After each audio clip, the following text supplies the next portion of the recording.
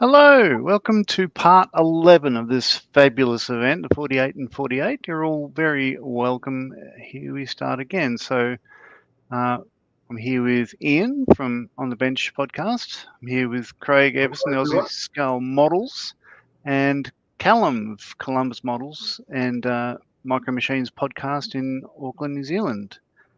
And how'd you all sleep? You have a good break? Yes, thank you. It was quite a long one, to be honest. Yeah? That's good. It was very hot here. I did see it was the hottest. What was it? The hottest March night in Sydney in 149 years, I think it was. Yeah. Yeah. It was pretty mad. Not good. Looks like you're still alive, so that's fantastic. So we got a couple of comments. Jim has joined us from Chicago, the Windy City. Hello and welcome back, Jim. Hey, Jim. Scott Daniels here. Good morning from the UK. Andrew Haas says hello. Hey, Andrew. On the bench is in. This would be, well, if it's not Ian, I'd say that would be Dave Goldfinch. So Dave, welcome. If you'd like to jump in and join us for a while and say good day, you don't have to stick the whole time, Dave. You're more than welcome. I can send you a code. Phil Abraham is in, saying morning team from a rather cool south of England. -7 degrees. SR71 moving forward. Well, that'll warm it up, wouldn't it? Definitely. Dave Clark is saying hello up over in snowy eastern Washington state. Welcome, Dave. Bid Veteran is in. It's Mikey in the north part of Old Wales, the original one. Morning, Ian, Craig, John, and John's secret love child. Oh, crikey, he's into it again. Dave saying hello from up over. Andrew is saying the Podfather, and he's probably bowing and respect. It's the Podfather. Yes, please. Oh, I'd like to come in and join. I'll send you a code in a minute. Just bear with me, Dave. I'll get one to you. Black Hat Skull Models is in. Good afternoon, guys. Beer o'clock here. You're not wrong. Stuart, how are you? Hey, yeah. And Orion Campbell. Evening, folks, from a rainy Ladner, British Columbia. Welcome from Canada. Fantastic to have you here. We've got literally people from around the world in the first 6 minutes. This is great. Looking good. And Darren Hall. Evening, everyone. -2 here in East Anglia. Oh, crikey. Which part of East Anglia, Darren? Black Hat is saying, doing very well, thanks. Thumbs up. Dorcosaurus is in. I'm here, but probably will be asleep soon. Fair enough. I do love that name Dorcosaurus, and I hope there was actually an actual Dorcosaurus. Aussie Ian's in Mittelberg from, well, Maitland, about half an hour east of me. Welcome back, Ian. Darren Hall's he's in Norfolk, which is where my wife's convict parents came from. Well, parents. She's not that old. I think Great Time 7, yeah, they came from Norfolk. Go the Canaries. Yeah. Jim's, it's +3 degrees Celsius in the Chicagoland area. Of course That's it is. a bit chilly. Yeah. Yeah. But you're all very welcome. We'll try to keep up the chat. So let's go around and see the progress. Who would like to go first? Anyone in particular? I'll go. Okay. Because I've done the least amount. Right. With everything that happened yesterday and the heat, and I just lost a lot of motivation. So basically, I'm still at the paint stage on the Mercury. But I've chosen which one I'm going to do. Remind us what this is a Horizon Models. Yes, it is. Yep. Mercury spacecraft. And I'll be doing the Liberty Bell 7. Gus Grissom's. Cool. Right. But I'll be finishing that when it's a bit cooler, when I've got a bit more motivation. Fair enough.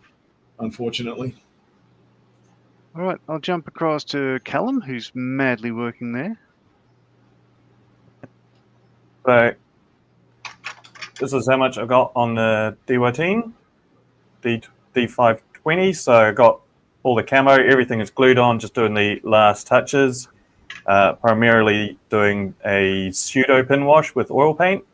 So instead of just a standardized, thin out paint, pin wash it in, clean it up, all that, I'm actually using the oil paint to color in the panel lines, but then I'm also just blending it in as a sort of post shading as well, just to create a bit of difference in the flat surfaces. So you can see like the tail there, just the effect that it's doing. So it's purely a 100% experiment, but I mean, I'm kind of liking it right now. So yeah, it looks good. Looking great. Yeah, keep going with that. it will probably take me the rest of the session. Oh, take your time. If it doesn't finish, it doesn't finish. Yeah, we're not that judgy here. Across to Ian. He could show us what he's up to with his little Tamiya 48 scale Sherman. Give you a little bit more of an idea once this guy decides he's going to sit where I want him to. Oh, knocked them all over. Well, take them off.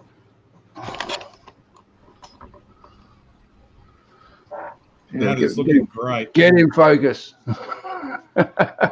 Just no focus. Trying to get some focus on it.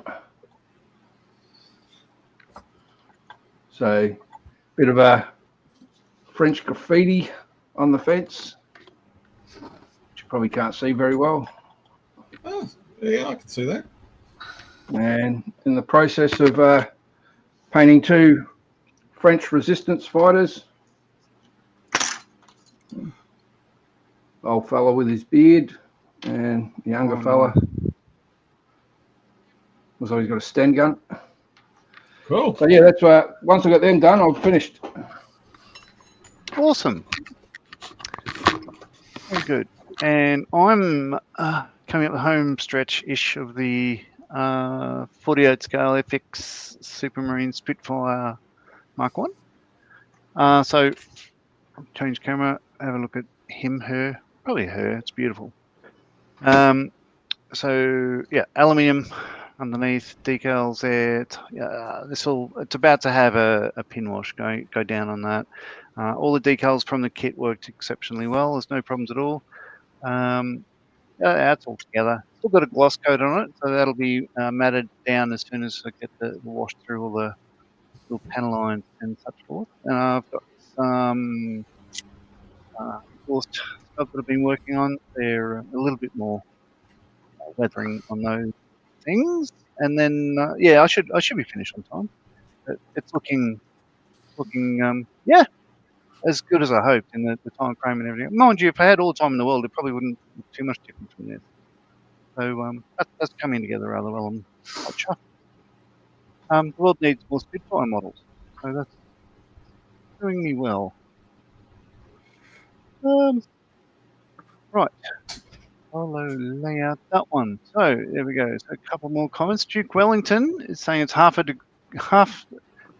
temperature that it was yesterday. That's in response to not even sure who you're replying to there, Duke. So moving on. Dorcosaurus is saying, unfortunately, I've never heard of a dinosaur called that.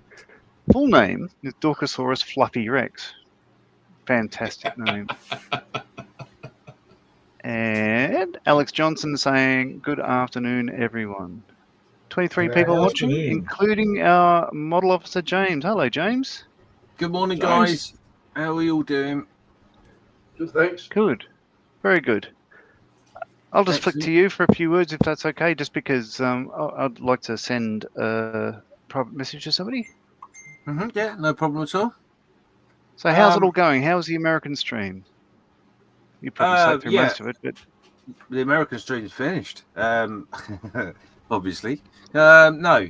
Everything's going really, really well. We are doing very well on the auctions. We are doing very well in the views. I think we've had the highest audience ever throughout the weekend, and certainly sustained audience as well, which is remarkable. Awesome. So massive thank you to everybody. Obviously, we've got the auction for you guys in this run. As far as I'm aware, a quick message from the delectable Scott this morning. We're running a total of just over, so just north. How just north, I'm not sure, but north of $6,000 into auctions, which is remarkable. We've got, I think last time I checked, it was about £1,000 in the Just Giving page. We've sold over 350's worth of merchandise. Yeah, it's just everything's been absolutely amazing. So a massive thank you to everybody being involved. I am getting to that point where I am getting quite tired now. I have had some sleep, so be assured that I have rested, but I will be resting some more a little bit later on. After we've done this episode, we've got a couple of episodes in the UK, of which I will be doing some of it, and some of it I'll be doing from my bed, snoring. Wonderful. You know how it is. In answer to my build, thank you for asking. So obviously, there's not really a lot to tell you about my build, because obviously my build was this kit here. Now I have, because I've had so much extra time, I have actually decided that I wanted to change the colour of the plain wood. So I put a little bit of a dye on there overnight, so that's got to be rubbed down, and I don't know what I'm going to do. Maybe a satin finish, I think. So my kit was this lovely boxed frame. So I've done that, but obviously you guys told me I had to put something in it, so I did. Or did I? Not sure. No, not yet. But I have managed to do this. So this is the base for the interior of my frame. That's going to take obviously a little bit of painting and playing with. A nice ruined church wall. And then behind, in front, of that is a figure or two. So there's nothing really to see. All it is a couple of figures with some base paint on. That's all I've managed to do so far. So a little bit of work to do, really, to bring it all together. Shouldn't take too long. Should be okay. And of course, I'm very lucky in the fact I've got 5 figures, of which I don't actually need to put all of them in there. So we'll see. It might be all just about the base. Who knows? But that's the other looking good, James. Thank you, bud. The other thing I decided was that obviously this will pop inside the box frame. It's a frame, so it will go on the wall. And I've got space for it, but maybe I should auction it. So if I can get to a point where I feel happy for it to be auctioned, that might go into the auction later. Who knows? So there you go. Cool. That's where I'm at. Obviously, I've got quite a lot of work to do. So obviously, you guys are coming to the close. So you're going to be doing most of the hosting in this episode as well, which means I can crack on with what I need to do. That's me all up to date. Sounds good. Wonderful. Yeah, that's Get away! Get away! Hello, Dave. Dave. G'day, gentlemen. How are you all? Very good. Very good. Hang on a minute. I'm just going to lower myself. Oh my God! Just I don't want to fall. Oh, the Podfather is here. Oh, my dreams. Well, mate, you have very low standards if you're getting excited about the fact that I'm here. Oh, they're a little bit higher now. I got up off the floor. Yeah. Sorry, I looked down at your quadrant there, James. I realised you're on the floor, and it was too late to capture that. So, could you do it again? No, just don't go in there. So, how are you, Dave? I'm very well, thank you. And I've been very busy with some family stuff this weekend, unfortunately, which has precluded me being here as much or as often as I've wanted to. But I have been listening in to the various segments over the weekend, and I've got to say that all you guys have been doing an absolutely fantastic job, and I'm sure it's going to be reflected in the a nice high amount that we're going to raise this weekend. So well done to all of you, including that Kiwi Callum, who I don't know why he's here, because he shouldn't be here because he stole a gold place from Canberra show last year. That alone should preclude him from entering Australia again, and I'll have a word with Customs and Border Force. And don't worry, I'll be back this year to do it all again.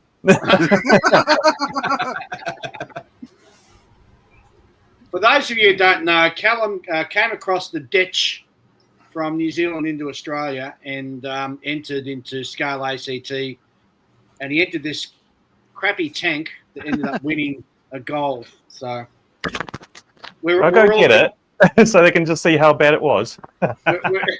we're all a bit filthy on you. The fact that he snuck over here and pinched a medal and skipped back over to New Zealand. Wow. Oh, I think that's probably a little unfair on Callum. Although maybe that's a reflection on the standards of Australia. Very low. I just lost all of the audience. Yeah. Damn it. Walked into that one. Wow. Thank you so much for being here, Dave. I'm aware that you've been with family over this weekend. So, it's lovely that you're here. I got even more excited as you were talking because I saw a sprue over your corner there, over the corner of your shoulder there, thinking, he's been building on the Secret as well. I have been building, but it hasn't been for 48 hour, unfortunately. This is for another event. And the undercarriage is killing me at the moment. It's a kinetic kit in 48 scale. Is it 48? Yeah, 48. Yep. And I'm not an aircraft builder, so it's been a bit of a dog of a kit for me and a bit of a huge steep learning curve. And I want to go back to building my rockets. And God bless you, Craig, for building that 72nd scale capsule.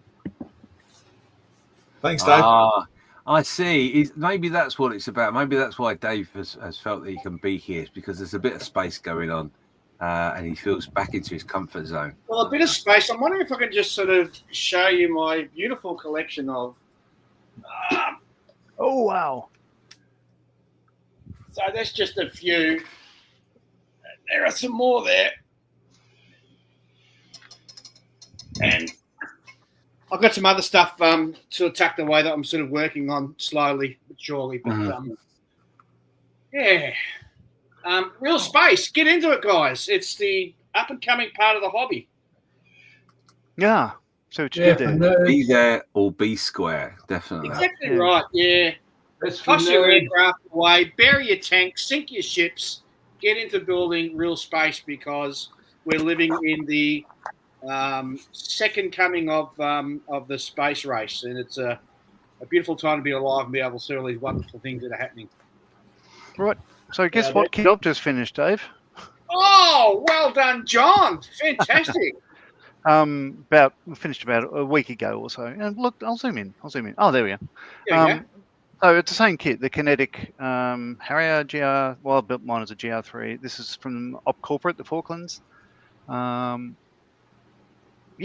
this is the one that's currently on display at RAF Cosford. So I built it as it was in the Falklands. So including a borrowed tank from the Navy with Oxford blue underneath, as per the instructions. And I've put cluster munitions on it, res kit ones, because it looks pretty. And apparently, they drop more of those than any other type of ordnance during the Falklands War. Now, to get the undercarriage on, you'll be fine, I think, with the outriggers and the nose. They'll just go in, right?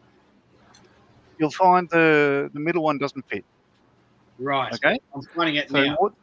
There are two in the center oleo, if you like. There's it's like an F. There's two little prongs that go forward like that. Yes, correct. So it doesn't fit anywhere in the thing. So what you'd need to do is cut them off Oh. and just with a bit of, say, Aquadia, glue the undercarriage in place so it can then sort of go vertical and put it down and leave it on a bench, and it'll just over time, or you can sort of just let it set over, say, 5 minutes or whatever it takes to go off, and it'll settle down and touch on the table and just should be fine that way. That's a tip I got from one of the, I don't remember who it was, one of the guys in the UK. Beautiful. I will do that then. Thank you, because it's been driving me nuts. Yeah, it worked for me. So you'll find, the nose and the outriggers go on absolutely fine, and then to get the center undercarriage in, just let it drop down with a bit of araldite, stick it on a bench, and then sort of just touch it if you like, and make sure all the wheels touch at once. And quickly, just before Callum flops his rocket out again to show us, can I ask you a question about the wings here? Yeah. So, in this section here, is there supposed to be a see that bit there where my finger is? Yeah. What goes in there? So nothing. What they are? So each, I'll change my. I'll zoom into mine. This is good. This is a chat about modelling. This is wonderful. Exactly what we're here for. All right. So the way I've done it is, the way a Harrier flies. So when it's hovering, you've got reactor jets. So obviously these would swivel and point down and everything else. But to get the pitch, yaw, and roll, you've got different reactor jets. So bleed air off the engine. You've got one duct there. Right. That's why those white warning labels are there, saying hot air, you'll get burnt. One on the tail there, which is again the same sort of warning stickers. Oh, sorry, they're either side of the tail there, and that's there to push it in yaw. This one's to push it in pitch, up and down, and then you've got two on the wingtips that go up and down, and then the same warning labels there. So in reality, if you move the stick, if you're in a hover, the throttle position is in hover. These are reactor jets, and you've got they have a shutter that goes over them, but they're pretty much, if you just painted a little bit of steel, something like that. Oh, okay. Or dark iron, that should be fine. Perfect. I shall do that. Yeah, but they're fairly small. I had a look around one of these in the Philippines. The US Marines were there with us. We were there with the Orions, and they had Harriers on the left of me, A10s on the right, and I was stuck in them hanging with dudes. But it was pretty cool. I was just going around asking questions about how it all works and all that sort of stuff. So that was quite useful. The funny thing is, the Marine did not believe me that it was a British aircraft. He was saying it was an American invention because theirs came from St. Louis, so built by McDonnell Douglas. But he didn't understand how it was a British aircraft built under license. I guess you only told what you're told. Well, he was from the Marine Corps, so Yeah, I know. That explains it all. Yeah, but sorry, I'll go to the other camera. So I hope that answers your question. I think you'll find the rest of that kit, the way that will finish up. What did you think of the rest of the kit? Did you have trouble with the inlet duct? Yeah, I had trouble with pretty much all of it, and it's just not.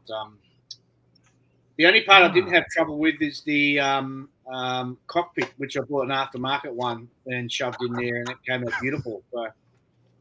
Very good. No, I found it a dream. The only thing I didn't like is getting the horizontal stabilators on. There's not enough purchase, if you like, to get them stuck on. But everything else for me, it was perfect. I was struggling with the inlet manifold, if you like, on one side, and then I realised I was putting the wrong one on, so I swapped it out, and it was perfect. Well, that's confusing. Hang on. Let me just back up a second. You were going to put a bit of your Harrier in the wrong place, or like upside down, or back to front. Totally out of character. I've been doing that a lot lately, Dave. That's the problem with the kit, though. There's too many sort of additional parts in there, and not really clear call-outs on instructions. So yeah. Excellent. That'll get there, and it will stop me from losing an eyebrow by having built this, which is very cool. There's a funny little group that we got going for Canberra next year. Oh, this year actually, gosh.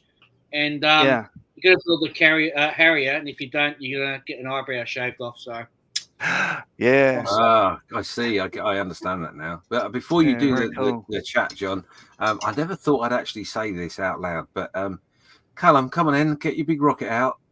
I was just going to show to Dave. I've got this one. This is the AMT 1-200 Saturn V, which sucks, I will say. Oh, really? But, it's not very detailed. Things don't fit that well. Yeah. Although I only got halfway through building this, because this was supposed to be a Christmas present for my mum, because she's really big into space and all that. But then my dad found the Revell 1-144 scale Saturn V, so I built that and gave that to her instead. And then I got to keep this one. How'd you find the Revell 144 Saturn? Good? That's really good, that one, actually. Went through a shit ton of white paint, though. Yeah, I think an entire Tamiya rattle can for that. Oh, that's not too bad. Yeah, I'm excited about the release of the 144th Artemis.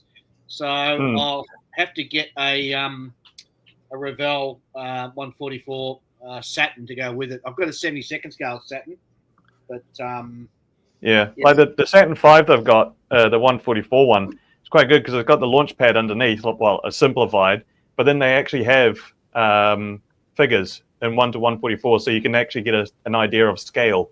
Yeah. So you can place those on the launch pad just so you can actually see just how big the Saturn V is compared to a person. Well, I've got a resin. It's done by a guy in Florida, and he prints 72nd scale rockets. And I've got a Falcon 9 and the Falcon Heavy, and in 72nd scale, they're huge. They come up to here of me. Yeah.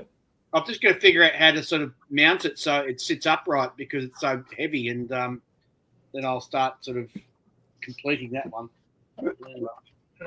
Because I've also built. This is just full of spares now. This was also something I built as well for my mum as well. So this is actually not the best to build and even worse to paint. The painting instructions are very not clear on what panel is white, what is silver, what is black. Well, you know what I actually did for the lower half on that? Because I'm building one also, but it's the Dragon kit. I actually bought some gold leaf and I'm applying it to the model and with a bit of white glue. You did the same, did you? Yep. There you go. Yep. Yep. Perfect. Perfect. Great minds think alike, Callum. Okay, you can come back to Canberra this year now, mate. Oh, God. Oh. No, I was going to say, we've lost James, but no, he's walked away. He's doing other things, so that's fine. We're actually up to date with the comments and all that sort of stuff, so that's pretty cool. Yeah, so I don't know. Anybody want to chat while I sort of set up my little wash sort of thing and all that? No? We can chat away. So, Craig, tell me about your Mercury. So, have you done the escape rocket or the escape part of it yet? No. I'm actually doing it with the in-flight, the orbiter version. Okay. So I've actually picked. I'm doing the Liberty Bell 7. Right. Let me pull mine out. Yeah. And that'll be the other model, the other kit in the. Yep. I'll do that one. I'll do it that way. Yeah, I left off the photo wedge straps to hold on the boosters because they're a real pain in the bum, and so I left them off. I put mine on. Oh, did you? Oh, you clever boy. Yeah. How are you going to do the decals on that? You put them on? I don't know. I hadn't thought of that. Sorry, mate. No, that's all right. Just presents another sort of interesting thing I've got to try and do. Very cool. Travis is in from Tasmania. Afternoon, lads. Or afternoon, Travis. Welcome back. He'll be I'm finishing just up going to his. do some, sorry, guys. I was going to take off and do some flat clear coat on these figures so I can put an oil wash through them. No worries. No worries at all. Just mute So- your microphone before you go in. Sorry? Mute your microphone before you go. Why? Well, I don't want to hear your flat coat going on. Actually, I won't even be in this. I'll be in the garage. You know, where it's freaking dusty and dark. I've got no light. Well, at least it's not hot today. That's one thing, mate. Yeah. Well, the good thing about it being hot yesterday is the paint dried real quick. Well, that's true. That's true. I'll be back soon. No worries. So, half an hour in, 28 people watching. Let's have a fast word from a slow man.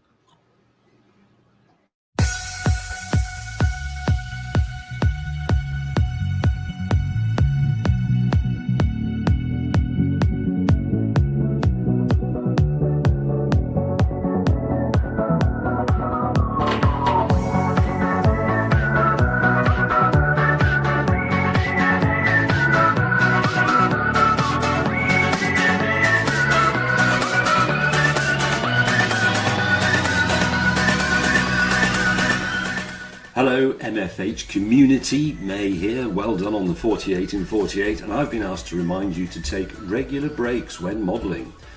Walk around, have a brew, stretch, take a break. Anyway, I'm about to start working on this. There will be a lot of breaks and breakages.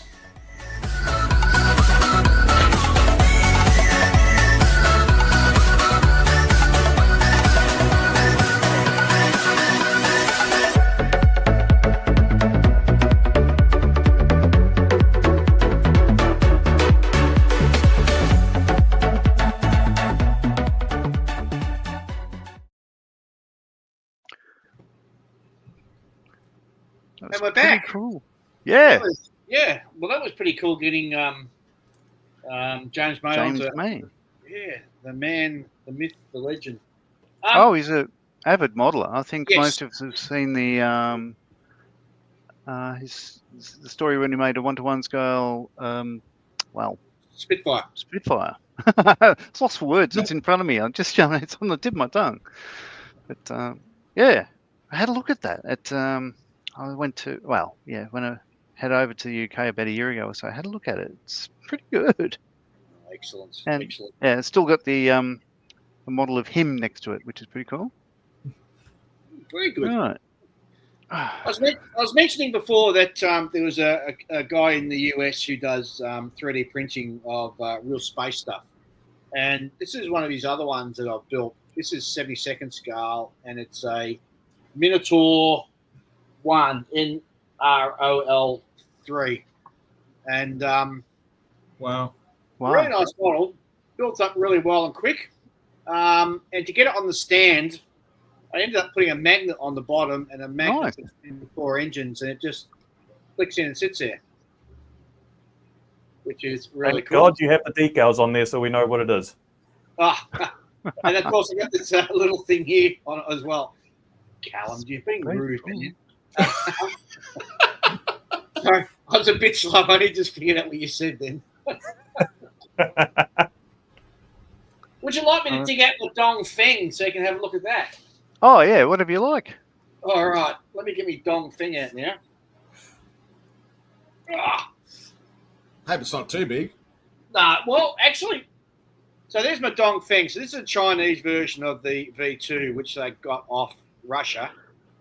This is a Bronco kit, 72nd scale once again. And just for comparison, this is the excellent Revell V2. And they're both the same, so you can see the difference in size. So that's really cool as well. Same scale? Yep. Wow. It looks like very, very much a copy. I mean, the angle of the fins and everything. It looks like the Russians took a couple of V1s home as well, V2s. They did indeed, and they pinched some of the scientists as well. Not the good ones like the Americans grabbed, but they took them nonetheless. And the Russians sort of just scaled it up a bit. So that's what the Chinese ended up getting off the Russians, and we all know now that the Chinese space thing is going hand over fist. Yeah, it is. Well, even the V2 that we've got, we weren't supposed to keep that, but we did. No, we did after the war. I didn't know that. Yeah. It was lent to us to show around the country what it was, and then it was supposed to go back to. I got a feeling it was supposed to go back to the States, and never did. Ended up at the War Memorial. Yeah. Well, it's the best place for it, really, isn't it? Yep, it's been. Well, I'm not sure if they were restoring it. I'm not sure how far they've got. It's still in pieces. When I saw it 2 years ago, Ian and I got a good tour down at Trelaw, which is where they keep all the stuff that they're building. And, did you get together that, Gallum? Yep, I went to it last year, and I can confirm it is in one piece now. Oh, okay. Right. Cool. Oh, Black Hat is saying that he's got a leaky roof, or there's something going on there. Oh, and he says a Chinese dong, so it's smaller in size than its peers. Classy. Hey, good on you, Stuart. Good on you, Stuart.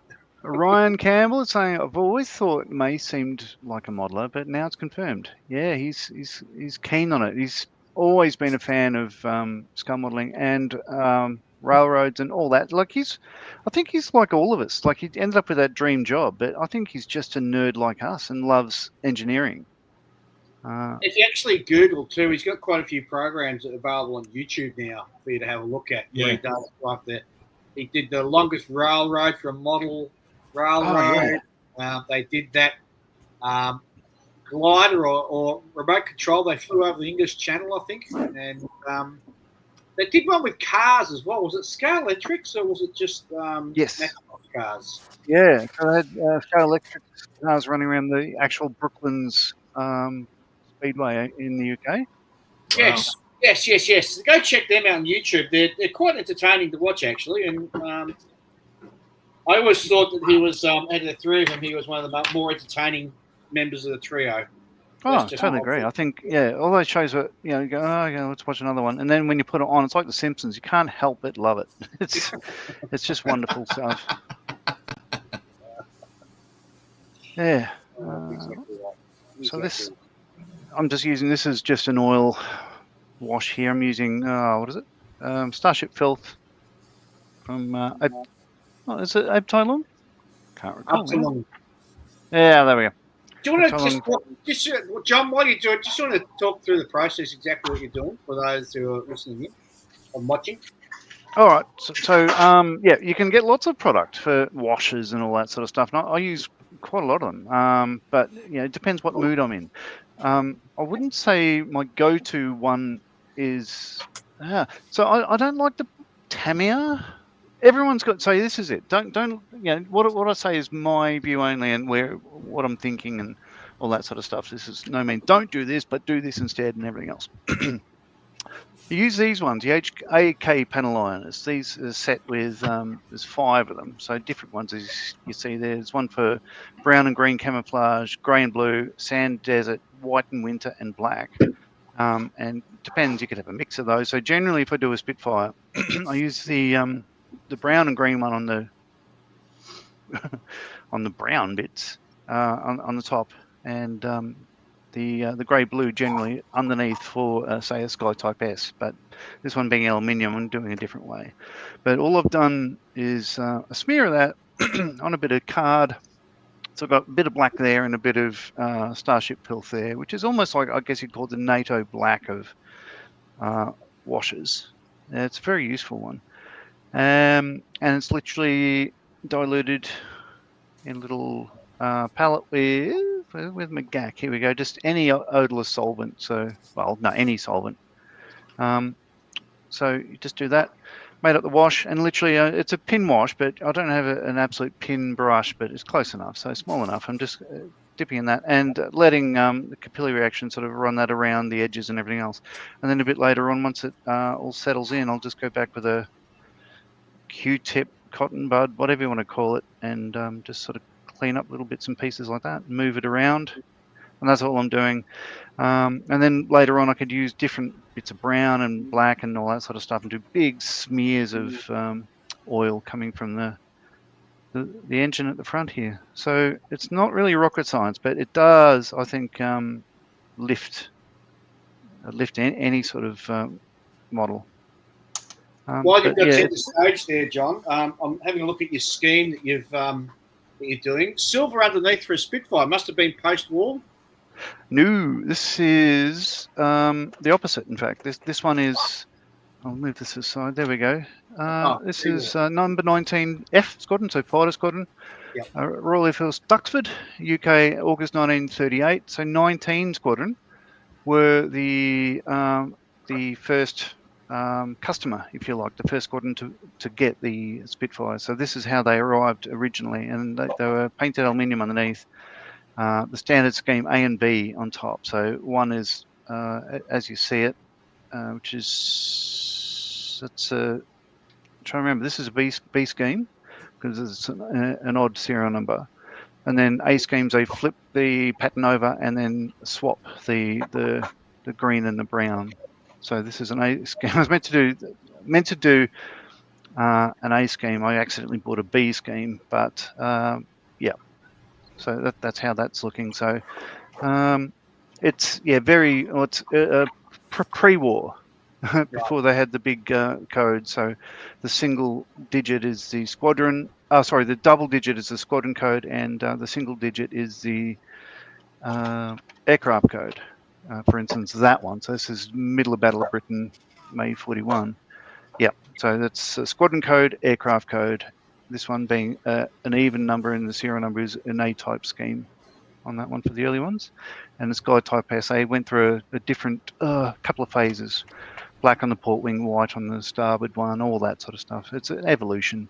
But also being very early, it's got the two-blade wooden propeller that was soon swapped out for the three-blade jobby. And early stacks as well with the exhaust. Like it doesn't have the full sort of length for the front two. So a couple of subtle changes there. Yeah. Very good. The world needs more Spitfire models. Simply not enough of them. Yeah. So sorry, I'm head down for a moment. Just sort of. No, that's good. Well, I'll keep chatting then while it heads down, and I might move on and ask Ian, how are you going, mate? Me, painting my French Resistance fighter. Love the way your tank turned out. Very, very nice. And I've just realised I painted one of them to look like Jamie Heineman. Oh.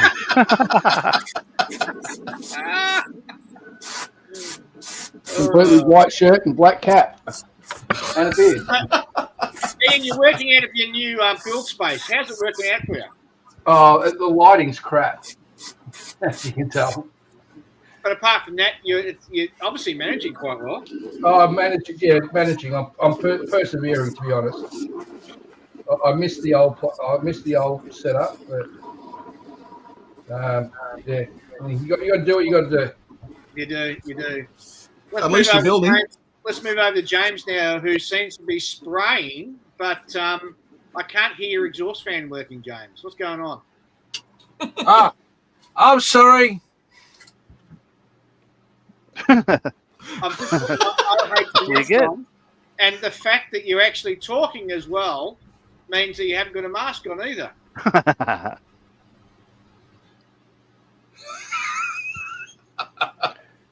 and he's muted. He's muted himself now. He's been red-handed by the OH&S police. Yeah, that's why I was muted, is because I can't touch the mouse with my nose with the mask on, you see. It doesn't work. I'm starting to paint. And I'll be honest, the mask doesn't make this beauty look any better. I've got to be honest. No? Well, it has to be an improvement, James. Come on. Having the mask on. Well, it depends. I mean, I've got like a child's Mickey Mouse mask, so I suppose it makes me look cuter. You probably may even notice it. I just want to confirm that this is for modelling purposes only. I don't understand any other use. Okay, so Well, it's lost on you anyway for any other use, isn't it? hey, you haven't seen the hair on my ass. You don't have any hair on your ass. No, you're right. My wife kicks me too much for the hair to grow there. But anyway, We all saw that photo of you in hospital. oh yeah, I forgot all about that. Damn it. Oh, we have not. It was like burned in the back of my eyeballs forever. I've got to say, while I can, I was very impressed there. I thought you were going to break out into song where you were talking about Harriers on the right and all that. Yeah. Oh my god, Carly Marley, he's off. He's gone. He's going. Yeah, because that's it. We were sitting there. So we had US Air Force with A-10s, US Marines with their not AV-8Bs, but their AV-8B Harriers. And we were with the Australian Orions and stuff like that. We're just waiting. The exercise was over, and we're just waiting to go home. But we had to be there at 7. Oh, now flights turned up at like 5:30 at night and all that sort of stuff, which is annoying. Because why the hell were we there? So I'm literally just sitting in the hangar, like, nothing to do because I'd finished my book, and there's no internet reception and stuff like that. So I'm just sitting there, I'm just looking around, thinking, it's not often I see things like this.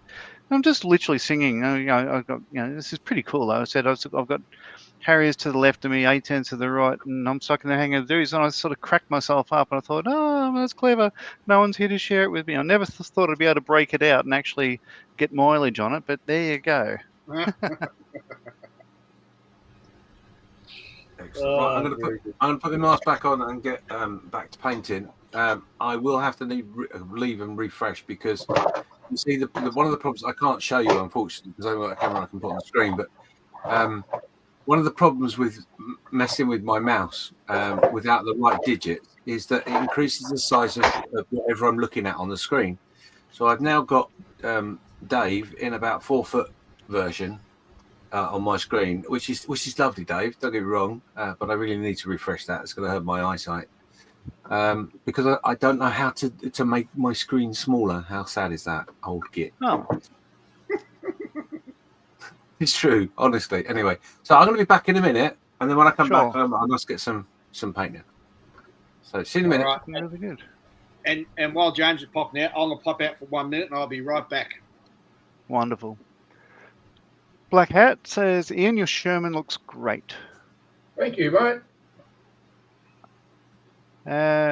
Mike is in Crazy Locha from Florida. I'm not buying that nose mouse line, even if you pay me in Aussie dollaroos. But nose mouse line. Come on. I'm trying to... No, I'm lost there. Yeah, you have to sort of explain it to me. I think that's with James trying to touch. He couldn't touch his mouse with his Oh, nose. sorry. Yeah, got that. Yeah, very good. So welcome, Mike, my old friend. Continues with the...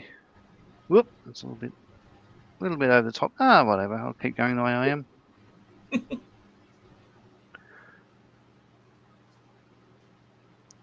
So has anybody thought about what their next project's going to be? Oh, for next year, you mean? No, just in general, next.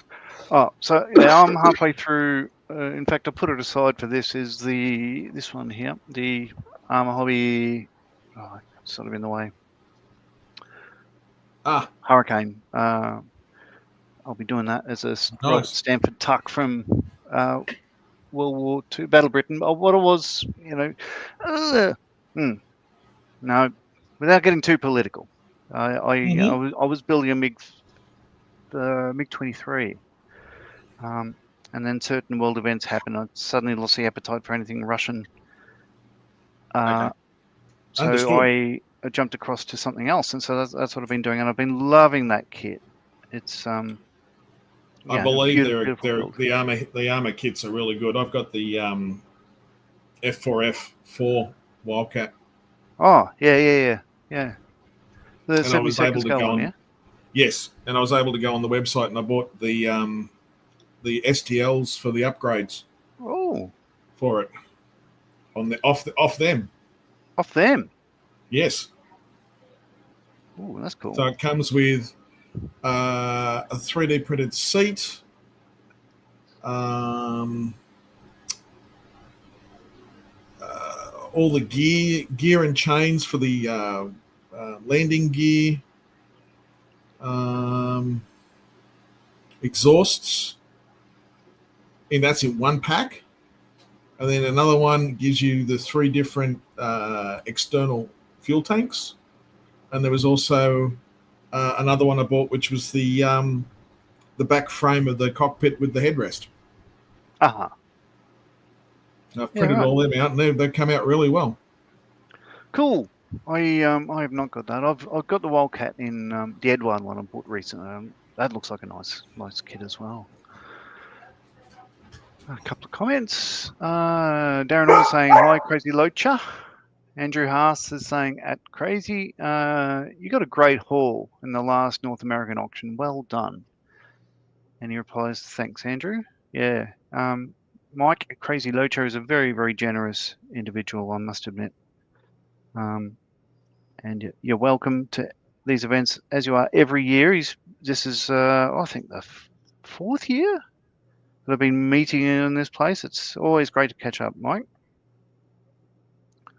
I love these events, these weekends. This is almost like a reunion of people you don't get to talk to that often. It's a great place to hang around. It can be funny, as you know, all the people watching. There's lots of banter and stuff, and it's it's a great place to be. I look forward to this. Now, I look forward to it every year. It's probably time for a quick bit of tune to get in your head. Crazy, I'm going to have you dancing around whether you're in your truck or whether you're... Yeah. So Craig's getting ready to dance there with let's go for a coffee break.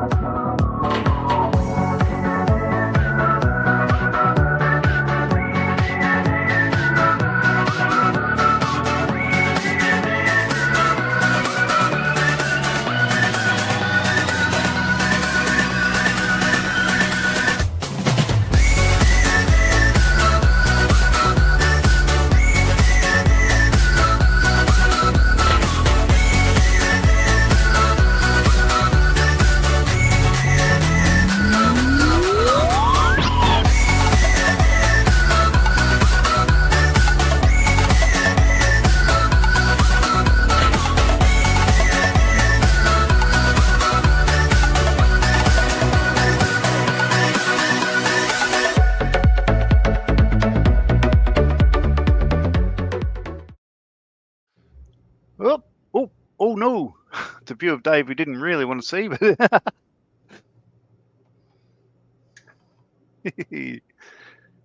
I thought I'd get before the music stopped, and I didn't get charged. I was just pulling out a few things just to do a bit of show and tell while we're sort of sitting here. This wonderful mug that I got off our good friend from Black Hat Scale Models, which is a fantastic YouTube channel. Stuart, who is currently listening and following along, so check that out. I got this mug from a good friend of mine. Hey, look at that! Yeah, I got one of them. Cool. Yeah, I got one of them. Yeah, aren't they great? And it's all green inside as well. It's really interesting. Yeah, the grumpy monkeys. And I thought that while we're here, there's quite a few of us who are actually got some stuff on the go outside of what we do here as well. So I know, John, that you have a fairly regular YouTube segment that you run. I thought you might want to just mention that.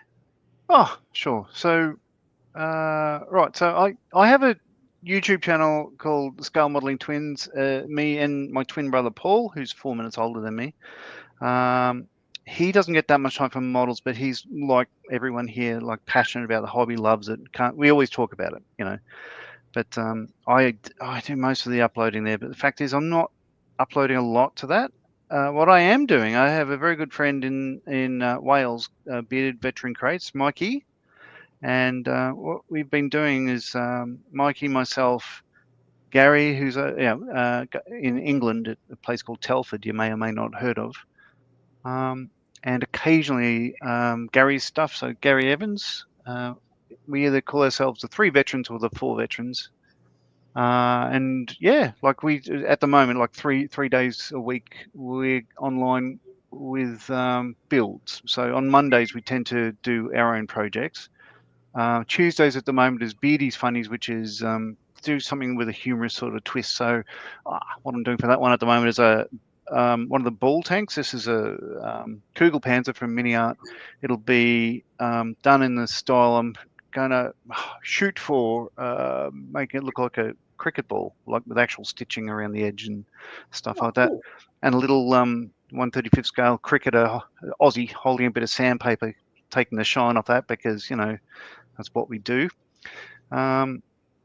Thursdays we've got a at the moment we're doing a Sonderkraft Fahrzeug 251-8, the ambulance. So that's the ICM kit of that. That's coming along. And that's about it. For Fridays, yeah, we've only just started. We're doing an ICM Model T. So yeah, I'm busy with that. I'm also doing streams with Models for Heroes. I'm an actual physical signed up Models for Heroes volunteer. And for the last couple of years, I've been doing the Sunday sessions that go live out to the world. It's Sunday, 11 a.m. London time, which is 10 p.m. currently, Sydney, Melbourne time. Goes for about 2 hours, and we look at all work that the beneficiaries are doing. It's all about the beneficiaries and what work the models they're doing. And there's a lot of really talented people there. Some of them had never been modeling before. So it's really good. A highlight of my week is to look around and see what other people are doing there. And then we do sessions. I do sessions with Steph, the budget modeler, and John and his brother Mel Mayfield. And we have sessions 2 days a week, Monday and Wednesday, at currently it's about noonish London time to go out to just the beneficiaries. And it's like a closed group. So I'm quite busy with streams and stuff like that. So if you want to catch up with what we're doing, Bearded Veteran Creates YouTube channel. As I say, you can check out Scale Modeling Twins. There's not that much content there, and it's not polished. It's all done in one take and everything else because, well, it gives me more time to do actual modeling. Very good. Very good. Yeah. And Thank Callum, you. That's me. That's wonderful to hear, and go and check that stuff out on YouTube. And Callum, you're in the MMP, Micro Modelers Podcast. Micro Machines Podcast. Micro Machines Podcast. Sorry, got it wrong. So I foolishly decided to be the editor just so I could, practice editing for my own YouTube channel. One that I don't use a lot. But, so we've got the Micro Machines Podcast. We do our podcast a bit differently to say, David and Ian and stuff like that, or James. So we tend to focus more on subjects and what you can build and stuff like that versus getting into, how to build something or different techniques. So usually we'll be looking at, say you get an aircraft and we go through all the different variants you can make because our big thing is trying to push people away from, building Tiger tanks and, all the dull stuff, trying to expand things and then just showing there are different things that you can build and what is out there. So we'll go through the variants, go through the best model kits you can build for that variant if you have to change anything to do it, or just showing how you can be a bit more creative, find a different variant that you might go, oh, this is actually really cool, I want to do this, and, stuff like that. So we focus more on that kind of stuff, the sort of inspirational type side of things, Very good, very good. And if you just do a search under podcasts for Micro Machines Podcast, and that's where you'll find them.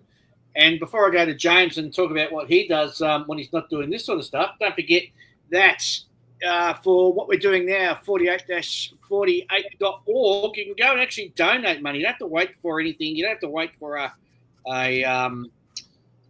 to bid on anything. You go straight across there and just slip a couple of bucks in. I think that's a really good idea.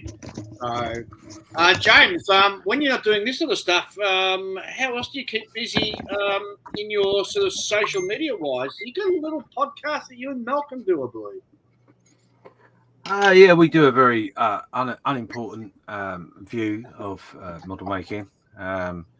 It's just basically two old men with verbal diarrhea. So if that floats your boat, then come and listen to Just Making Conversation. It's a great little podcast. I'm busy being derogatory about myself and Malcolm, really. We look at different aspects of model making. We don't take ourselves very seriously. If anyone knows me, that I can't be serious anyway, so it sort of fits. And what the Podfather doesn't actually know is I have a confession to make. What's that, mate? I have actually been unfaithful and been caught. I've gone with another podcast as well. Oh, Scandalous. Who? Yes, so there is another podcast in which I'm involved with. We just literally kicked things off, and it's called Sterine and Meatballs. Now, this is going to be very, very different to anything else that's out there, and it's going to be going to have a couple of focuses. So it's with a group of guys. Some you'll know, some you won't particularly. The wonderful Graham, if you remember, from Scale Model Shed, has come out of hibernation. Well, we dragged him out, in fairness. And so he's part of it. Carl and Steve. So there's four of us in all at the moment. However, there is a whole group behind us that we just can't get out of the bushes yet. So as soon as we get them out, they'll appear. So there's not a particular group of hosts. It will be a whole bundle of things, and we'll tackle different things as we go along. One of the things in which we will be doing, obviously we'll be talking about model making and what's on our bench, what we've been doing, because that's how our friendship started. But we all like a little bit on the side. So we've got all other hobbies. Yes, there are other hobbies out there. Would you believe? Yeah. So we're gonna tackle those as well, or just look into them to see what else there is. And then we will cover health, men's health specifically, because it's a subject that you can't talk about enough, because us men are very good at not talking about it and avoiding it. So we'll have a little discussion about some bits and pieces there. We're not medically trained. We won't dress up in nurses' outfits or anything like that. Certainly not doctors' coats, because someone might take it seriously. But we'll delve into it a bit. But we've also Steve, our wonderful Steve, is better known as the Mankini chef. So we'll be looking at diet and food and stuff like that as well. It will be on YouTube, but I can guarantee you that Steve will not be wearing his chefing outfit. You don't want to see Steve in a mankini, but that is how we know him. So bless his heart. And then on top of that, because I've got a little bit of spare time, I do a bit of something called volunteering with a charity, which, if I'm honest, isn't what it used to be, because I don't get out much. But I do an awful lot of stuff online, and mainly support the charity where I can, and go to shows, promote, and every now and again relax making a bit of models. So yeah, that's what I normally do. So some stuff there to check out. And meanwhile, we're looking at Ian eating his dinner. He's got KFC. Is that 1-to-1 KFC, or is that 48 scales KFC? 1-to-1 scale. Very good. Well, I don't have time to cook dinner tonight, so. Well, you're certainly making me hungry looking at that.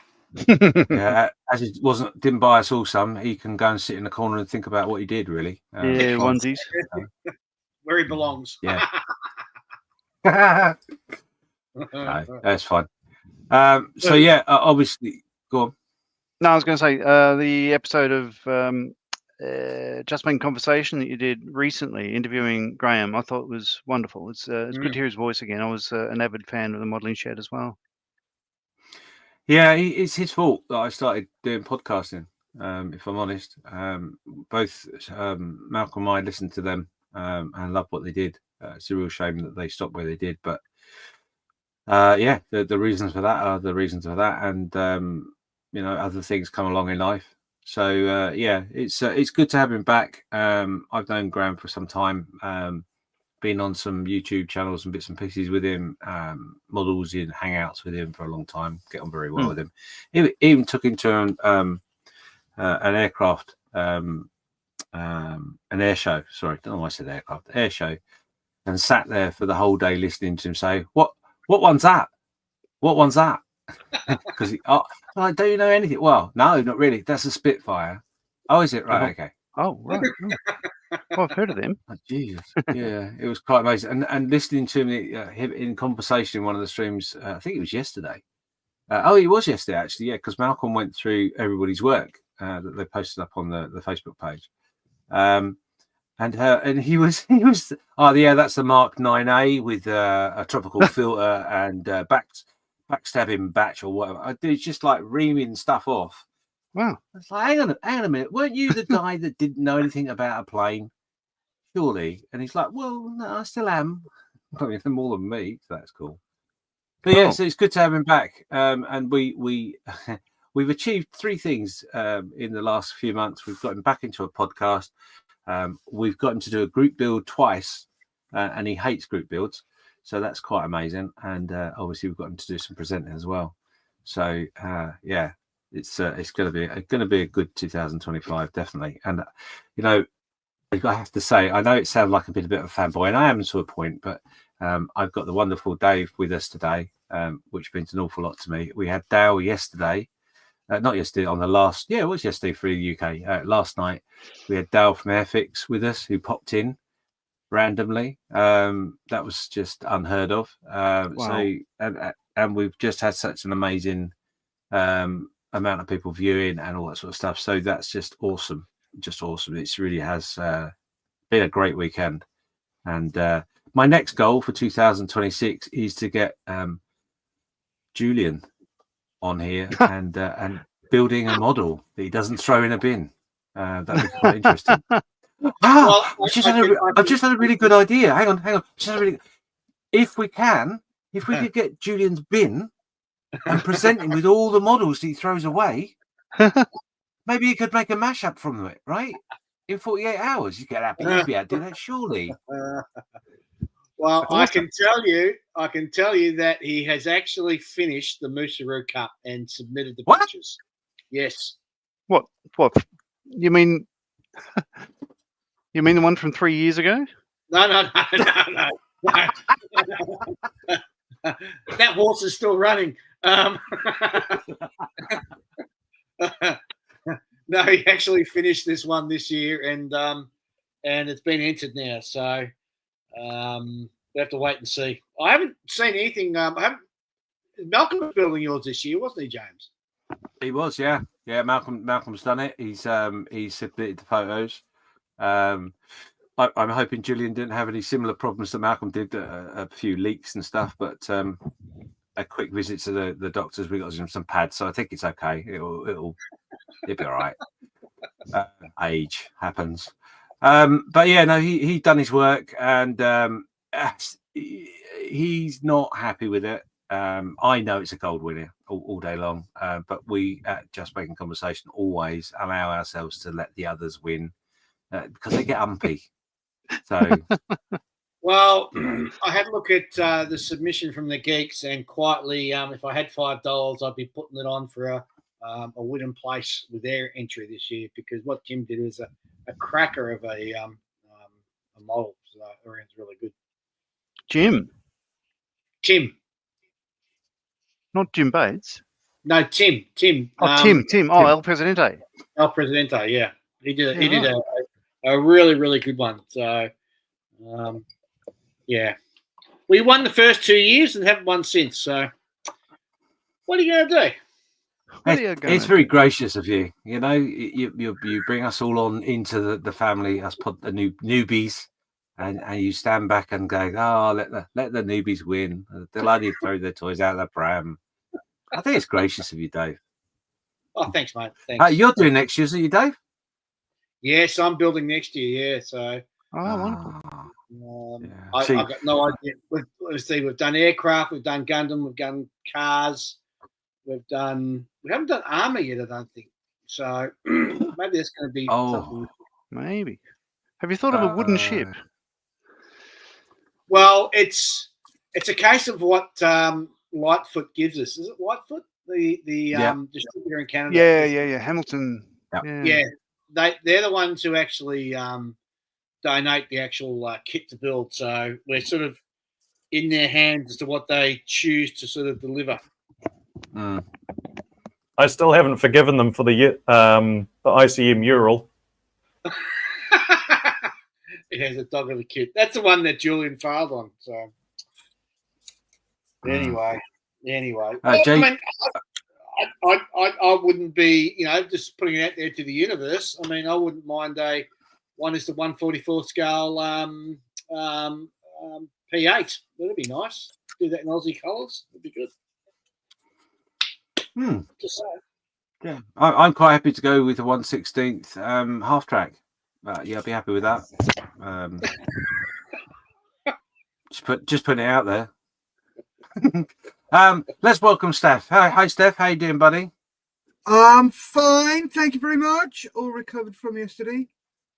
Yeah, you did look like you were hanging yesterday. Bless you. Oh, I was, and I worked out why I was hanging. Because you were awake? Because I was above ground and breathing. Okay then. I'd, in all my excitement to get on yesterday morning to join you lovely people, I decided to throw some stuff across my shed just for the fun of it. Yeah, I forgot to take my meds. Yeah. So my painkillers and everything. So I wondered why I was in immense pain yesterday. And because I take them, I thought it was because of Friday, and it wasn't. It's because I was a stupid idiot. Yeah, I'm glad you said that, actually. I'm more honest because I just realised I haven't done mine yet, so I better go and do that in a second. Yes. Cool. I don't know if I've sent this to you, so I'm just sending you a message rather than just drop you under the bus. Nothing right now. Anyway, I have to say something. Good morning, guys. Good morning, Steph. Morning, Steph. Morning. Morning, John, Callum, Craig, and pleased to meet you, Mr. Goldfinch. Thank you very much, Steph. It's Dave fucking Goldfinch. Everyone's fanboying as much as I did when I first met Gary Evans. I am not fanboying. I've actually gone a bit bright red here. Your G-string tight again. It's 2 degrees in my shed, and I've just sent the temperature up by about 6. Oh. You didn't follow through, did you? God damn it. Oh, dear me. Oh, bit blushing there. Right. Sorry, Dave. Bit of a fanboy moment there, but hey. Oh, mate, I put on the trousers the same way as everybody else does, one leg at a time. So. Oh God, yeah, we all go for a shit the same, don't we? Exactly right. A couple of comments, if you don't mind. Yeah, you do the comments. I'm just going to do my tabs. I'll be back in a minute. So Griff here from New Zealand is completely off the cuff, but does anyone know of a good 1/48 scale Griffin kit? I don't think I do. I don't know. I'm not sure of that subject matter. Oh, Crazy Loacher was dancing to the music as well. He should. There was one time a couple of years ago, I did actually, because I model in the garage, for one of them I did actually strip off and dance around naked, but this is before I actually started coming on the sessions. Happy memories. Crazy Loacher. Italieri number 2638 Griffin. Oh, there we go. That's the answer. That'll be a good 48 scale Griffin kit. Crazy Loacher. I liked that black green mug. Yeah, it's this one. So it's a 77 Squadron Royal Australian Air Force Swift to Destroy. and that one's mine. So when I was in, everyone called me Bob. My surname's Marley, but yeah, F-35 mugs from the squadron.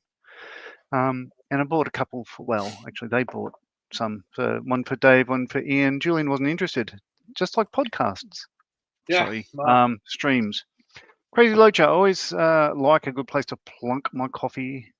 Griffith's crazy. It has some aftermarket you can still get if you look around if you want more details. Andrew Haas says no nursery outfits. Bugger. To be fair, I've learned a ton about different planes. Started because of modelling and Rex's Hangar channel. Yeah, there's a great channel. Yeah. Lots of good content there. Black Hat. Dave, have you heard about John Banani's Cup entry? No, I haven't. I have not heard about that. So we'll have to wait and see. Yeah, I'll have to chase that up. 3 years ago. It was brutal. Go for it, painting and saying hello. Crazy Locha, waving. JB sank, I believe. Oh, really? Ooh. Oh. So Boom Mel's Boom Benardi didn't make the grade this one. Mel Mayfield's in Miracle Paint Masks. Good morning, guys. Morning, Mel. Hey, Mel. I think he actually only just started about a week and a half ago on it. Well, stand by. I'm going to get some power from my laptop. I'll be right back. Sure. Mikey's in Beard Veteran Crates. Oh, Skiffins got his black gloves on. Who's he probing? Crazy Locha. Yep, Med's bathroom break-in coming up. Good. I'd prefer you go to the bathroom for whatever you need to do. It's less clean up at the desk. Yep. Howdy, Steph, says Crazy. Nick Webster. Hi, hey all. Webby from Tamworth Plastic Modelers Club here. Great to see so many happy faces. Great to see Tamworth. Black Hat. JB had a massive clear resin failure. Well, Malcolm didn't really enjoy his crazy clear resin thing either, but they'll be coming out soon. There's more of that. I think it looks good, but yeah, he's a bit upset with how it turned out, but I still think he's done a sterling job there. Nick Farger is in. He's from New Zealand. Good evening, Anzacs. Doing well, are we? Yes, we are. Good to see you again, Nick. It's been a while. And Black Hat is really sorry for JB. Not sure if he can rescue it. And that's all the comments. Nightmare. Well done, John. I'm going to hand over to Steph because we need to do something. I've not messaged anybody about doing it or when we're doing it, Steph. So I'll leave it to you. Okie dokie, buddy. Have we got a slide for it? No. Okay, no, cool. But it is possible that Callum is just running off to the toilet. I mean, no, running off to assist in that matter. Brilliant.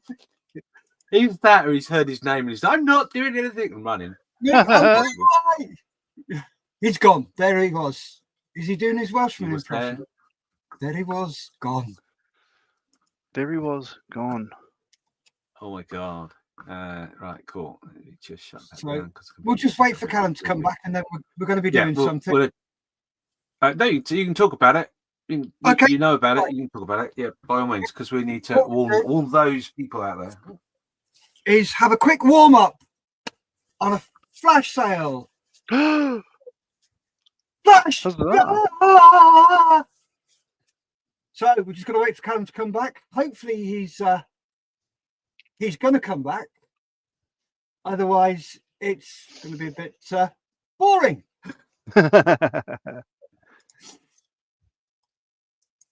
So, Dumpty. And he's back. Sorry, just realised I heard a strange noise, and it's dark outside, and I have all my windows and doors open to let some air through, but all my lights are on. So I just ran into my lounge to find a swarm of bugs. So I just had to run around and close everything up to, stop more getting in. Cool. Can't fault you, mate. Nothing like a good old huntsman in the house. We get moths that are about that big flying around, and you can hear them hit the walls. Ouch. Bless them. Right. So flash sale, which you organised. with your group, your oh my god, my brain, Franklin Hobbies and podcast. So it's with my podcast, Micro Machines Podcast, and Franklin Hobbies down in Pocono, just south of Auckland, owned by a guy called Jason. Really nice guy. He's got some cool stuff. And we have managed to get an Airfix 172nd Supermarine Swift FR5. Sort of going in theme with the podcast, so going for the sort of weird, wonderful, and lesser known. So, of course, Supermarine Swift was sort of being made at the same time as the Hawker Hunter.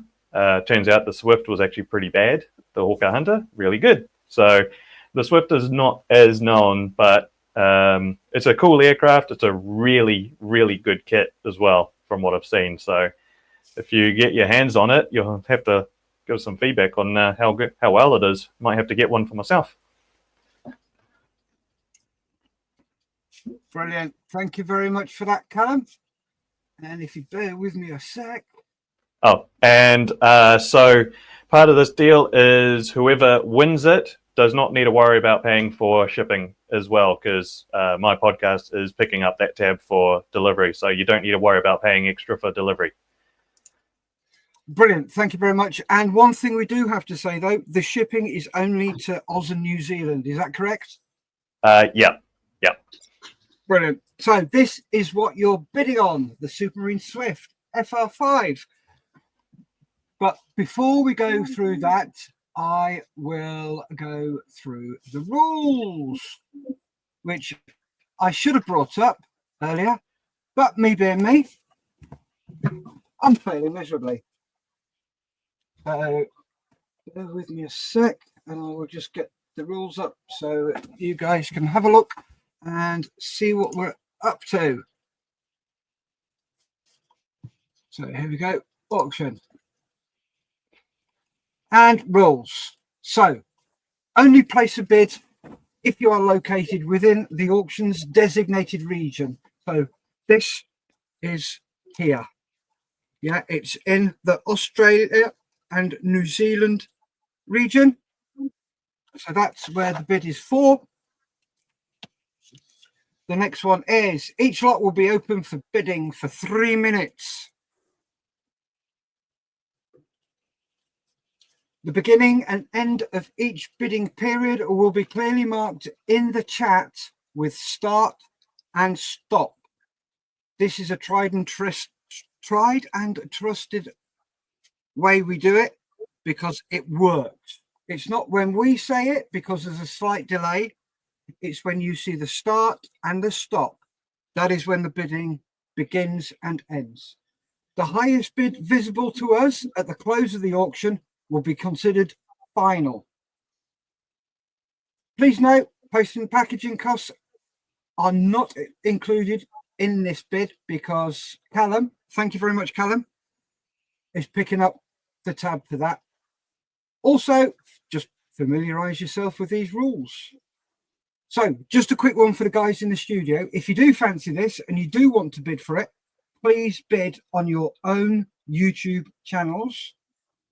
And if we can keep the volume down as well, so I can concentrate on the bids and what's going on. Also, we'll quickly go through the chat before we start. So we've got that. And also, please keep the chat down in the chat room, just so we can see the bids, so we don't miss anything. So where were we up to in the chat? There. So quickly, Go For It Painting, and a few people saying hi to everybody. Go For It says, don't forget to hit the like button. Correct. Thank you very much. Go For It. Blackouts going was what? A chance to spend more money? Oh, yes. Nick says, have I missed the main auction? No, Nick. That is coming up in a bit. This is just a bit of a teaser and a taster. No, Nick says Jason is one of the best model dealers in New Zealand. Brilliant. Yeah, thank you very much, Franklin Models. We really appreciate what you're doing. Go For It Painting says, greetings from Hungary. Have we got that pin, James? Oh, no, he's got his mask on. Mike says bids in Aussie dollaroos. Yes, they are. Sorry, my mistake. Bids are all in Aussie dollaroos. Asking for them. Of course, yeah, we know what you're like, Mikey. Crazy like a Banana Republic token, says Andrew House. Right then. Let me get my timer ready. Where is it? There it is. No, wrong one. Oh. Timers set for 3 minutes.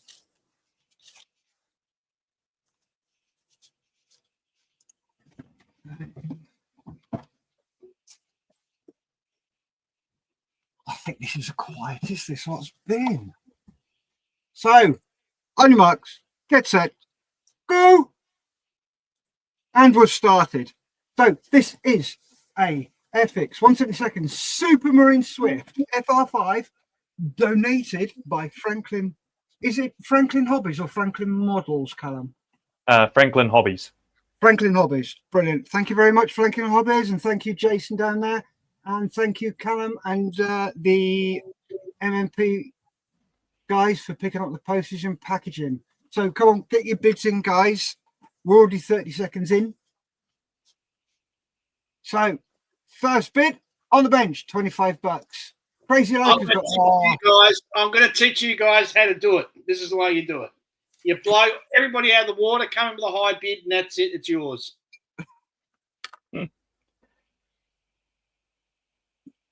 So we've got on the bench with $25. So keep those bids coming in, guys. We need to make as much money as possible.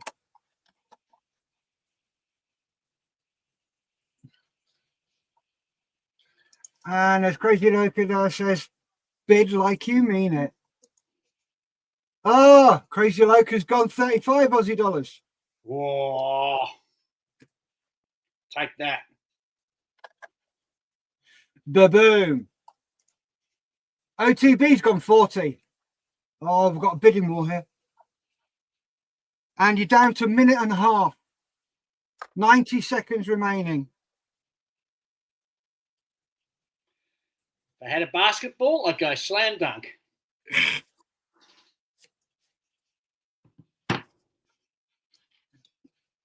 Come on, gents. Get these bids in. Oh, and ladies as well, if you're there.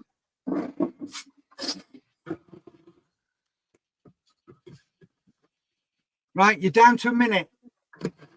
Am I? Yep, a minute left. Up. Nick's gone 45. Oh.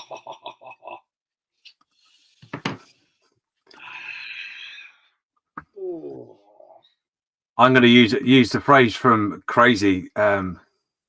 You know, at the end of the day, don't forget the cardinal rule. Yeah. Come on, folks. You've got 30 seconds left. What's the cardinal rule? Bid like you mean it. Oh. I thought I did with $40. Oh, no. Come on. Lake, you can do better than that. Come on. We had a couple of other ones coming up. 47. There you go. Oh, $47. 5, 4, 3, 2, 1, and stop. Give that a couple of seconds. And we'll see where we finish. And yep, Crazy Loca is the winner with. Hey! So, well done, Crazy. Thank you very much for that. That's brilliant. What we're going to do is get you in contact with Callum, and you can arrange what's going on with that. Pretty sure I know where that thing's going. No worries. So, once again, thank you very much, Jason at Franklin Hobbies and Callum at MMP. That's brilliant, guys. Thank you. Really, really appreciate that. So, there was the first flash auction of the Aussie area. Right, quick one for you guys. How much longer have you lot got left? Good question. Where are we? Well presented. Not a clue. 2.5 hours. Yeah. Cool. So the Aussie auction will take place once everybody's finished, so we can all concentrate on the auction. So that is the next stop. So a couple of hours, refresh your wallets, get it all ready, and then we can go again. Andrew Haas says, well done, Crazy. Yeah, well done, Crazy Loco. Good job. That's brilliant, mate. Thank you very much. So, while we're waiting, let's have a look and see what people have been up to. Hello. Hey up, Mr. Marley. Oh, I've surprised him. No, you're on. Yeah, you're on mute, mate.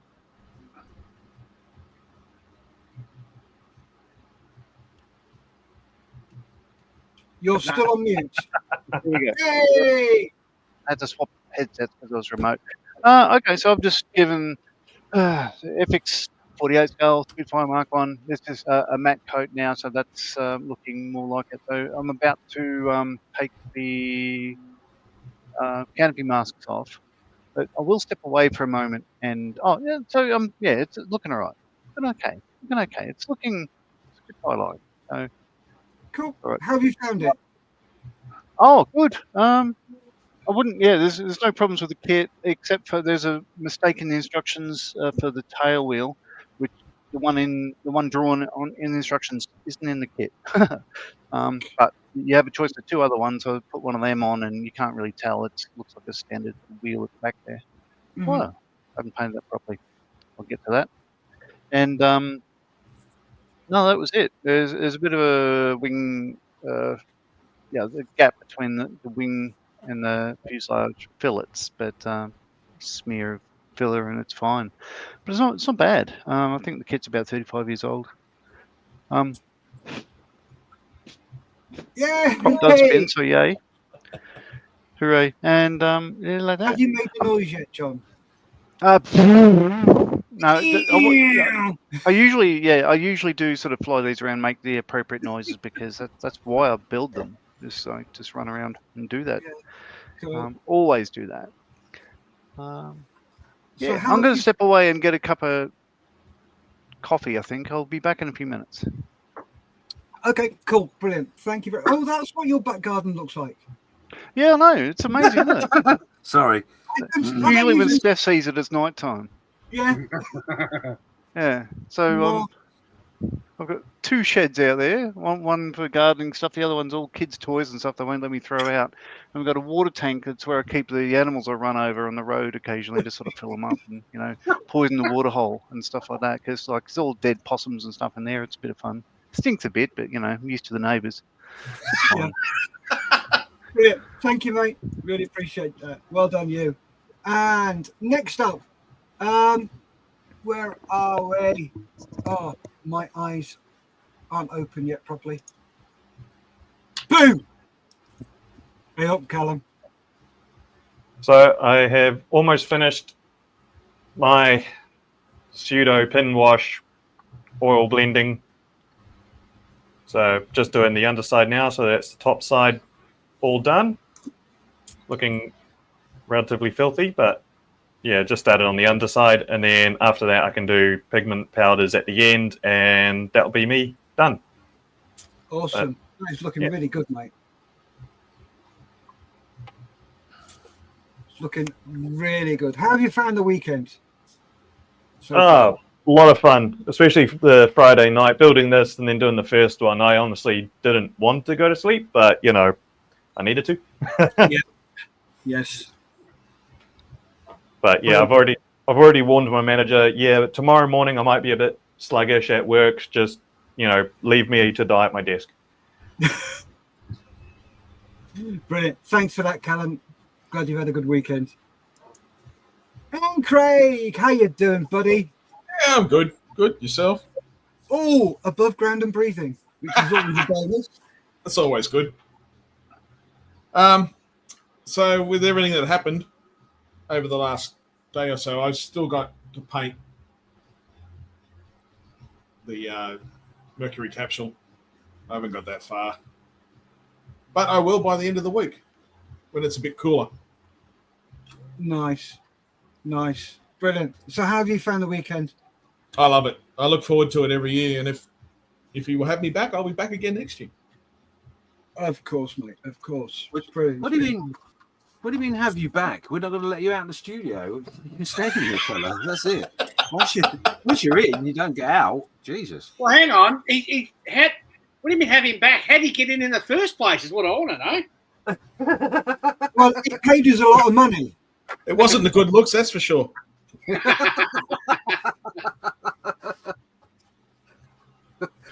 Oh, I do believe he's our version of Tony Scale Models, the Mankini chef down in Australia. Mankini Callum. Oh my goodness! Now there's an image that Mankini I'm very sorry, and we haven't warned you about in advance. I'll tell you what, I wouldn't look good in a mankini, that's for sure. Oh, God, no. Who would? Oh, God, no. Brilliant. Thank you very much. And let's move on to Dave. Well, I actually came in very late, and this is something I had prepared earlier. Oh, it's an up-down. Yes, it is an up-down. Up, down, turn around, crash another Harrier. Up, down, turn around, throw it in the bin. So, I only just popped in to say good day, and I found myself sort of trapped here tonight. So, I'm just working on something that was already on my bench. As I mentioned to the guys earlier, family stuff kept me away from joining you earlier on, but nonetheless, I'm here now and having fun, and yeah. Brilliant. How have you found the weekend, or the parts you've been involved in? Well, listen, I think wonderful. In a short word, it's really great to see how the community all rallies together. Being able to sort of interact with everybody that we sort of talk to and listen to, and we met at shows in this environment while we're doing something for assisting other people. It's just a great weekend. What can you say? Cool. Glad you're enjoying it. And our glorious leader, how are you doing? Oh, how am I doing? Yeah, no, I'm doing fine. I hate this weekend. I really don't look forward to it at all. I don't know why I do it, but no, I'm joking. I had an amazing weekend. I've talked about it earlier, and I've done something a little bit off the wall, which is pretty much like me. If anyone knows me, no pun intended, clearly. But I thoroughly enjoyed it. I've been blown away by our colleagues, by everybody's hard work. I've been blown away by the interaction. We've got 33 people watching. That's amazing. The event just gets bigger and stronger every year. We have some amazing donors, which has just gone mad this year. Even with people, we don't normally like to do last minute things, but it's really hard not to say yes, because people are so much want to get involved. The Americans had just a mere wingnut Nick Wings kit being thrown in at the last minute yesterday. Oh wow! Which was amazing. That went for I think $500 or something like that, $400-500. So I'm not sure if you are aware, but the total from America at the moment is north of $6,000 in 2 auctions. They got another one to go yet. So that's quite amazing. I am aware of the hope that they raised this year. They've set themselves not a goal as such, but a target to admire or look to. So that's going to be amazing. It's just the event is always incredibly special to me because it just proves beyond all reasonable doubt that the world is a much stronger place actually than we all think it is sometimes, with stuff going on around it. We don't do politics, obviously, but for a little bit of plastic to create such a buzz and something that creates such health benefits and all those sort of things is just phenomenal. So, like I say, I'm super proud to be involved in it. Super proud to be amongst the gang. I don't like the phrase leader. I'm not a leader. I just happen to be the last one out the door. It's because I'm so fat and I can't get out the door quick. That's all it is. So there you go. Yeah, thank you. Yeah, no, thank you to you for organising it as well. You've done an amazing job, mate. Amazing job. Oh, before I go through mine, I'll go through some comments. Oh my God, Mike. Well, that is awesome. Crazy Locust says, at Nick Farger, please get into contact as they requested and enjoy.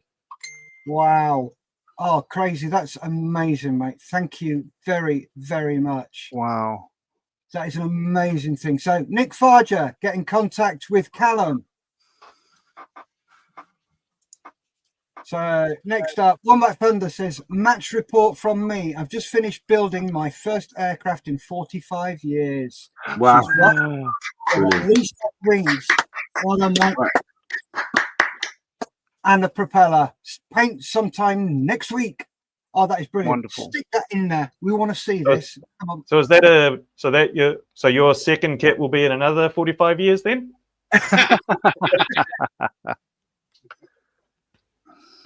So next up, Nick Farger at Crazy. You really didn't have to do that. Very much appreciated. Thank you. Yeah, that is awesome. I'm just gonna jump in very quickly with this because it needs to be said. Those of you that are new to the event or maybe just not aware, because it's ever so easy to see things slip by during the event. There's so much going on all the time. Crazy Loacher is over in the States, and he is an avid supporter of the event. But actually, not just that, he's an avid supporter of the community. I've known him for some time. He's the most generous and kind person I've ever come across, who will happily drop money here, there, and everywhere to support and help people. When I say that, not just the charity, but also he watches YouTube an awful lot and helps YouTube people that make YouTube content as well, with gifts and all sorts of things. So it hasn't come to you yet, Crazy, but this year I have got out of my way to make sure that we give something back to him. So he's got a special gift that is on its way to him, because we love him so much. And that's not just me. That's at least 50, 60 people that I can think of who in YouTube or in the community, etc., that I know he's helped. He's just such a lovely, lovely guy. So you're right, Nick. He didn't need to do that, but that's the sort of thing he does. And he's just lovely. So yeah. Thank you so much, Crazy. I had noticed that at the beginning of the event, I hadn't seen your name, but I'll be honest, my eyes have been concentrating on other stuff. So I was sent you a message yesterday saying I'm so pleased to see you. Not because I want your wallet, not at all, but the fact you're here makes me know that everyone in our community is with us. Yes. So thank you so much for everything you do, because you're an amazing guy. Yep. Couldn't agree more. Thank you, Crazy. Superstar. Right, back to the comments. Black Hat Scale Model says John's at staff quarters out back.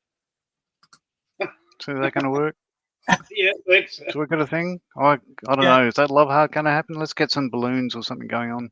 Yeah. There we go. Fireworks. Hey. Andrew Haas says, vroom, just like Julian. Mike said, at Nick, I usually pick on Mr. Marley. You were such a good sport, so you win. Yeah. Mikey says, it's all for a great cause. Nick says, over 6K. That's super impressive. Yeah. Yep. Oh, God, yeah. Well done, Wombat, says Crazy. Black 73 Cat Scale Models. Morning, all. Just rubbing the cobwebs out of my eyes. Yeah. Morning, Graham. Yeah. Mike says, nah, I'm a rusty old truck driver that drives around in circles with people's packages. You have a very important job. Very it is. important. Yep, keeps the world ticking. Darren Hall is applauding. Crazy says, I slept Friday, lol. A lot of driving to pay for these auctions. Yes, that's true, yeah. Oh dear. And one back says, I've been back modelling for a year, maybe preferring modern tanks, because who doesn't like a big gun? Crazy. About, I'm trying to think, a year and a half ago, you gifted me a 148 scale Eduard Dornier 17 Z2 from the Dutch version, models for veterans.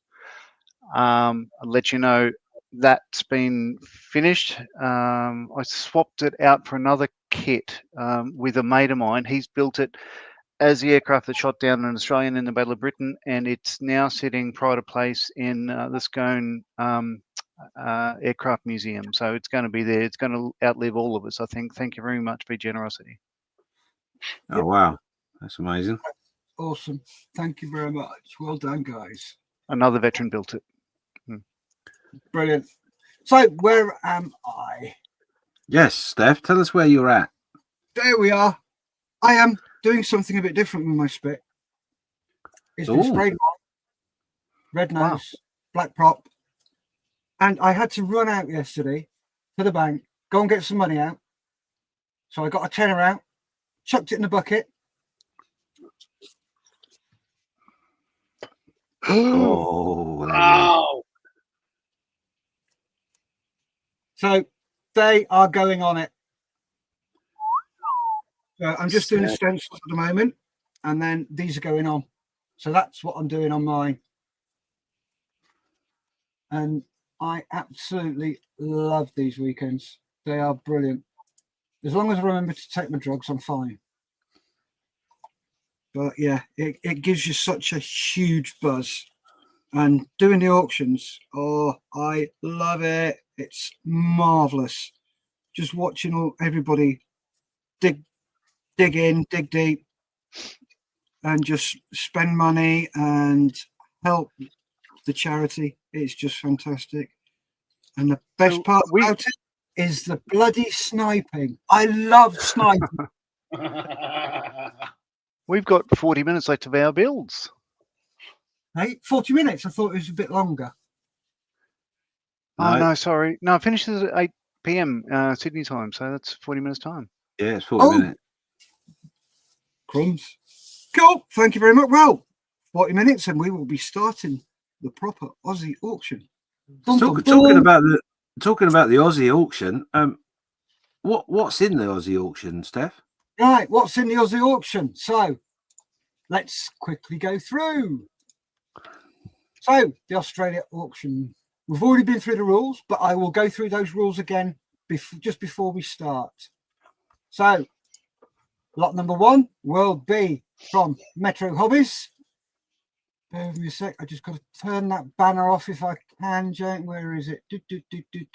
Can you just jump in and turn that banner for me? Yeah, mate? on it. Go, like a VW bonnet. Crampon chips. There we go. Cool. This is from Metro Hobbies. This is a starter pack. You have got a set of Leo tools, file, knife, nips, board. You've got some sanding twigs from Icky Sticky and some of their extra thin cement. Thank you very much for that, Metro. Next up is Hobbies Australia with this dirty, great big 155mm self-propelled howitzer. You can build a Huntsman out of that, so that'll be a great kit to grab. Oh, cool. Thank you very much for that. I shall make a note of that. Next up is the 135th World War II British Army 30 cubic weight. Sorry, 30 centrum weight. 300 weight. It's also centrum as well. That's what the CWT stands for. Oh, yeah. Because you sent me a message about that, and I had a look, and it's also just below that. It says the C stands for centrum, not cubic, like I said. I always thought CWT stood for cubic. Anyway, I digress. So thank you very much from Metro Hobbies for this. This is in 135th scale. Next up from Hobbies Australia, Thank you, guys. The 172nd US Navy PV-1 patrol bomber. I believe that comes with Aussie decals possibly as well. It does. Oh, It does. Okay, cool, brilliant. So and masks as well. oh, Yes. excellent. This is I haven't got a clue what the name of this is. It the Laxona or Taxona, something? The A9X. Tirana. That's it, the Tirana. God knows where I got that name from. But yeah, this Tirana is a classic Aussie car. That'd be the big V8 in that one, and awesome kit. And DDA is a great Australian manufacturer that actually started out doing die cast and have now migrated to doing plastic kits as well. Yeah. brilliant. Thank you very much for that, Dave. That's brilliant. So that's from Metro Hobbies. Thank you, guys. Really appreciate that. And the new Poseidon 144 scale from Academy. This is kindly donated by Hobbies Australia.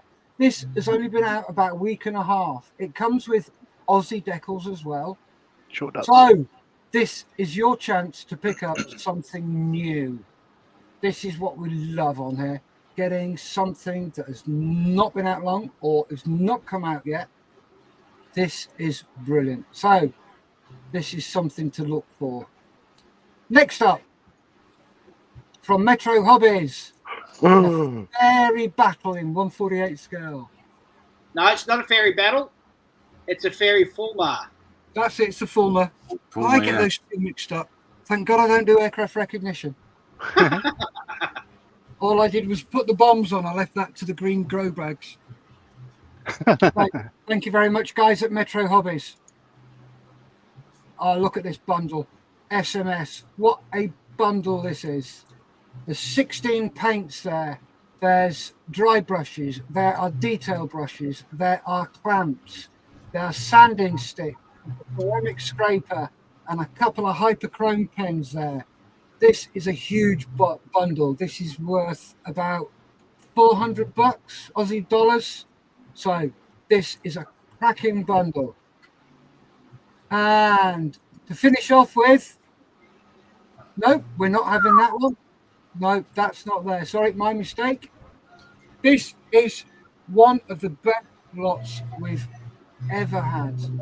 A guest producer spot, a day in the studio with on the bench to record an episode. You choose the topic, you're the co-host and a special guest. So this is a unique opportunity to join one of the top podcasts in the world. So this one, get your money out for it. This is going to be absolutely fantastic. And with this one, the only stipulation with this is you would have to work around their time zone. So you can bid for this one wherever you are in the world, but you have to be available when they are to do the show. So there we have all the auction lots for Australia. It's very generous stuff there. That's fantastic lots. Yeah, there's some brilliant stuff there. So thank you very much for that. That will be coming in about half an hour. I'm going to go and fill my coffee cup up. And I will be back in a moment. John, do you want to crack on with the comments? Sure will. I did mark where we're up to. It was Andrew Haas. Yep, there we go. So Crazy Later is saying it. Oh, no, we've done that one. Did we? No, we're not playing ball now. Oh, Yeah, we yes. did that one. I've made a boo, but where did we get up to? It's all good. It's all good. I'll get this. You do you. 45 models. Staff quarters out the back. All for a great cause. Yep. So now we've done. This is Graham turning up. Morning all. Just rubbing the cobwebs out of my eyes. Truck driver. Done that. Right. So Crazy Later is saying about the Eduard / ICM Dornier 17 that he gifted to me out of the blue while I was asleep, which is amazing, and paid for shipping from the Netherlands to get to me. Wow. As I said, it was Yeah, it's sitting in the Scone Aviation Museum alongside, shooting down the Australian Spitfire that's actually at that museum. So well done, Crazy Loach. Thank you very much.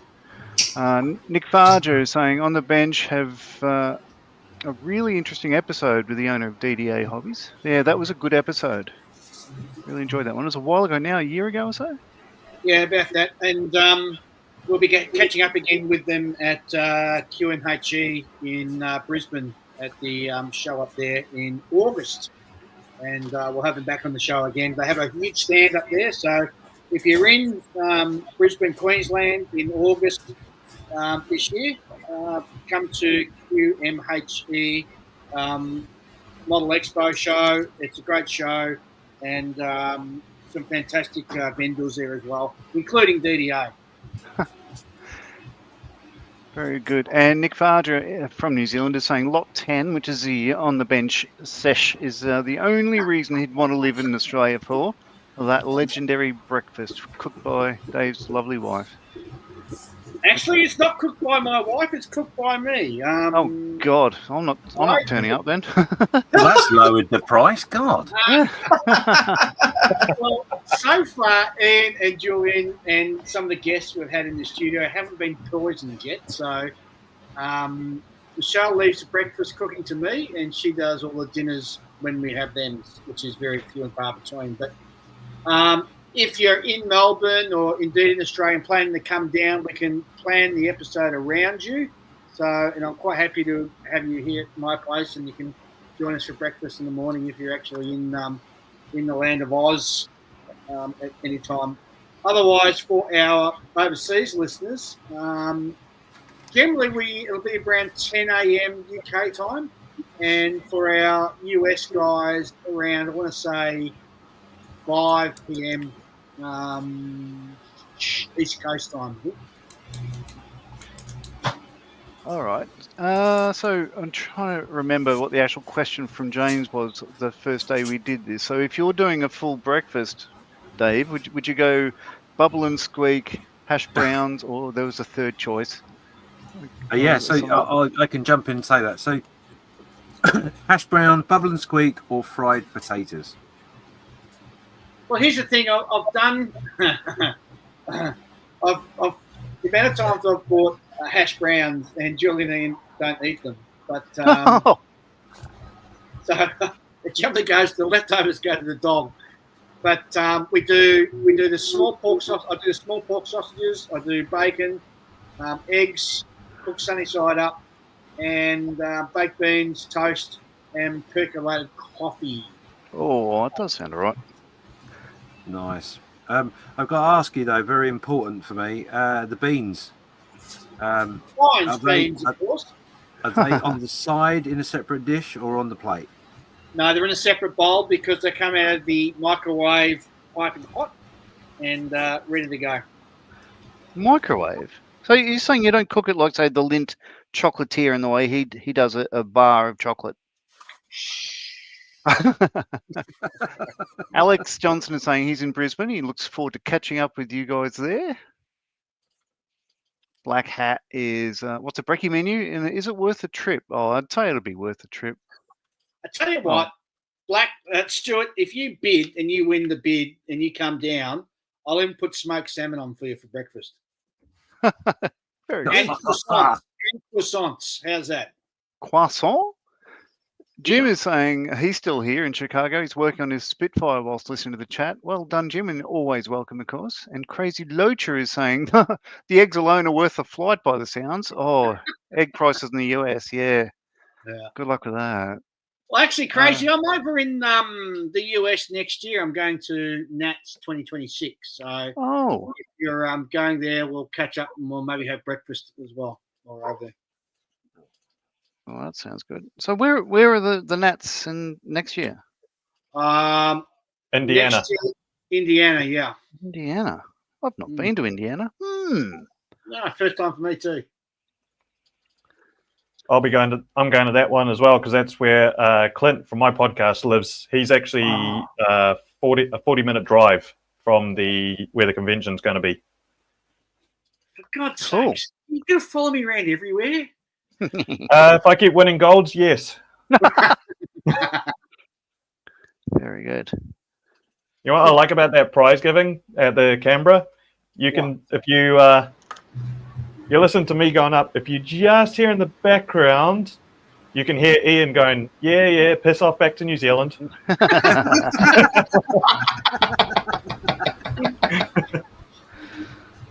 Oh, there we go. So I put a single antenna wire on this, and I've managed to put a knot in it. How? Oh, that's insane.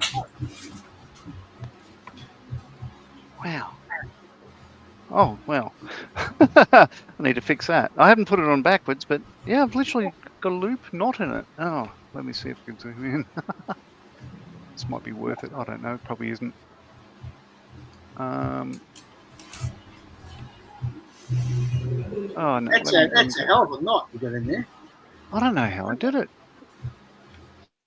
Was it to remind you to do something? Maybe it is. That's just weird. You might find it's not a knot. You might be able to just untangle it with those very good tweezers I see you got on the bench there. Yeah, these are like good tweezers. They're from Metro Hobbies, actually.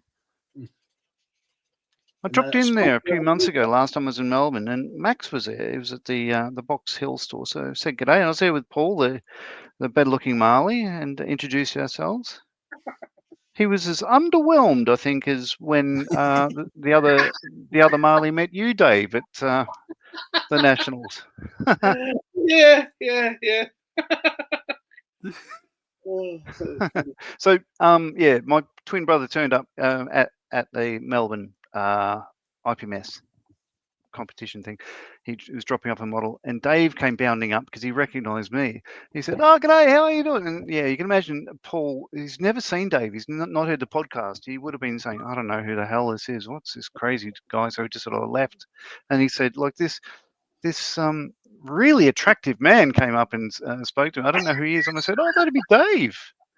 And he said, "Oh God, I wish I could do that again." And because he was quite embarrassed with how he sort of left you. Yeah. That's all right. I'm used to that happening to me all the time. Where are we? So Stuart, Black Hat is. I've already spent 1,100 Australian dollars on US auctions, but smoked salmon is a winner. Oh, Holy, 1,100 bucks smoked already. salmon. That's not the name of a prostitute, is it? I don't know. No. Smoked salmon for breakfast is what you're saying. Ah, I see. Oh, so all right. Let's lift the standard again then. Very good. Although I'm told she does do breakfast calls, but that's a whole different matter.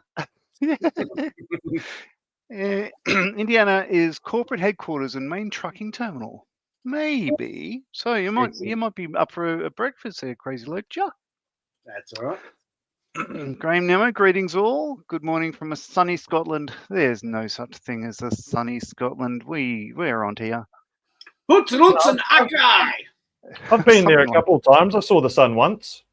Yeah, no, it's I was at John O'Groats, and it was a perfectly blue sky, and I was in a shirt without a jumper. It was amazing. Darren Halls, well done for the knot. Yeah. And before I head to bed, before the storms hit. Oh well, good night, Crazy. Must be o'clock over in Florida. Yeah, you take care, Crazy.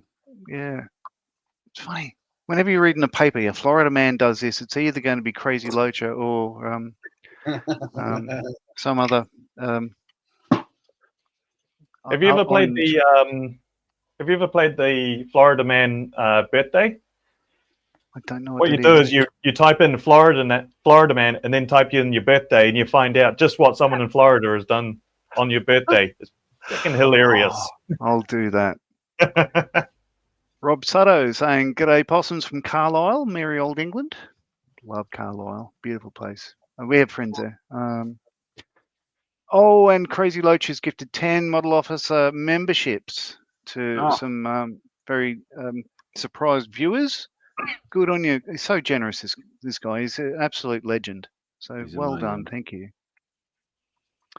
And Graham said, I said it was sunny, not warm. Oh, Crazy Locho, almost all 500. That I don't know. Is that? Did you 500 memberships? You lost me there. Don't know. So clock is ticking down. We've got 20 minutes left of our builds. I think it's time for a little sort of ad thing, a little bit of an introduction or a little hello by somebody you might know.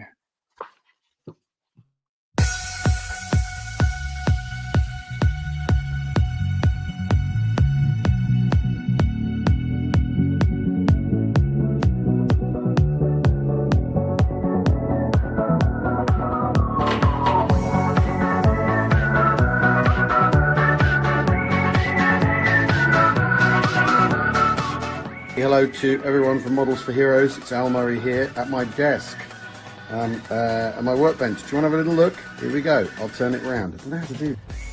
Behold, many projects backed up. The problem of being on tour, not ever getting time to finish anything. Sherman tank, Cromwell, Cutler carriers, Sherman 105 howitzer, an Avery. Ooh, didn't they? Lots of fun. But all the best with it. You're doing amazing stuff, helping people with this charming hobby that I have returned to in recent years. Good luck with it. Cheerio.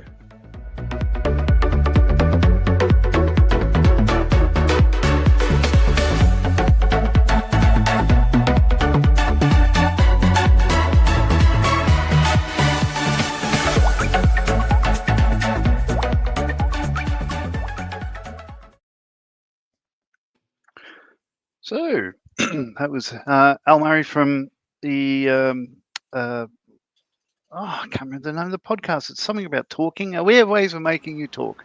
We have ways of making you talk. Great guy. Believe it or not, he still paints by paintbrush. Doesn't use a airbrush.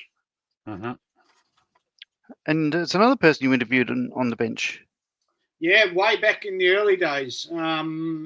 I was quite surprised. It was an interesting way to sort of get hold of him. I found his, well, they have it, not a publicist, like their manager. So I got hold of him through his manager, half expecting to sort of get knocked back. And I sort of forgot about it. And he came back to me and said, yeah, he'd love to sort of be on the show. And we had a great conversation there. And very funny man and very passionate about his World War II Shermans. He had a plan to build, I think, every Sherman that's ever been built, every variant.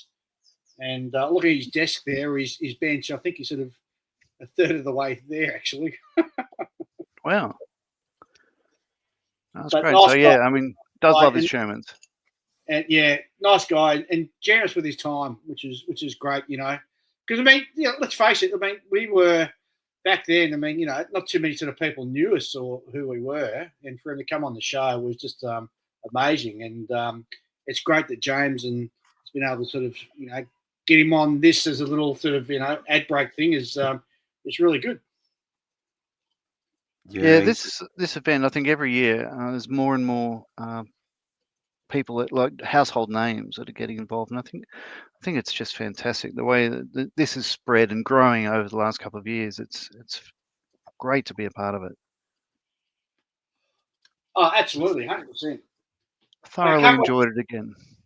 I can't wait to see who they pull out. Well, actually, let me think now. So here we go. Let's have a bit of a game now where we think of some high-profile people who build models that James hasn't yet got on for this. Rod Stewart. He's an avid. Yep, he's an avid train dude.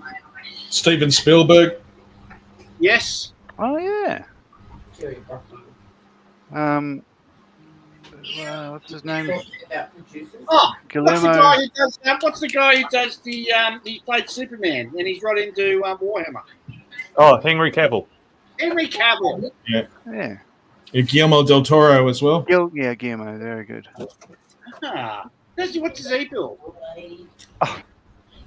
He's mainly Warhammer, but I think with the guy that large, I think he can do what he wants. Dave Clark says, I love that you guys know about Florida, man. Oh, yes. It's the reason we watch America very closely. Oh, and it's 5 a.m. in Florida. So good night, crazy. Jim in Chicago is saying, thanking whomever gifted me a membership sometime yesterday during the North American broadcast.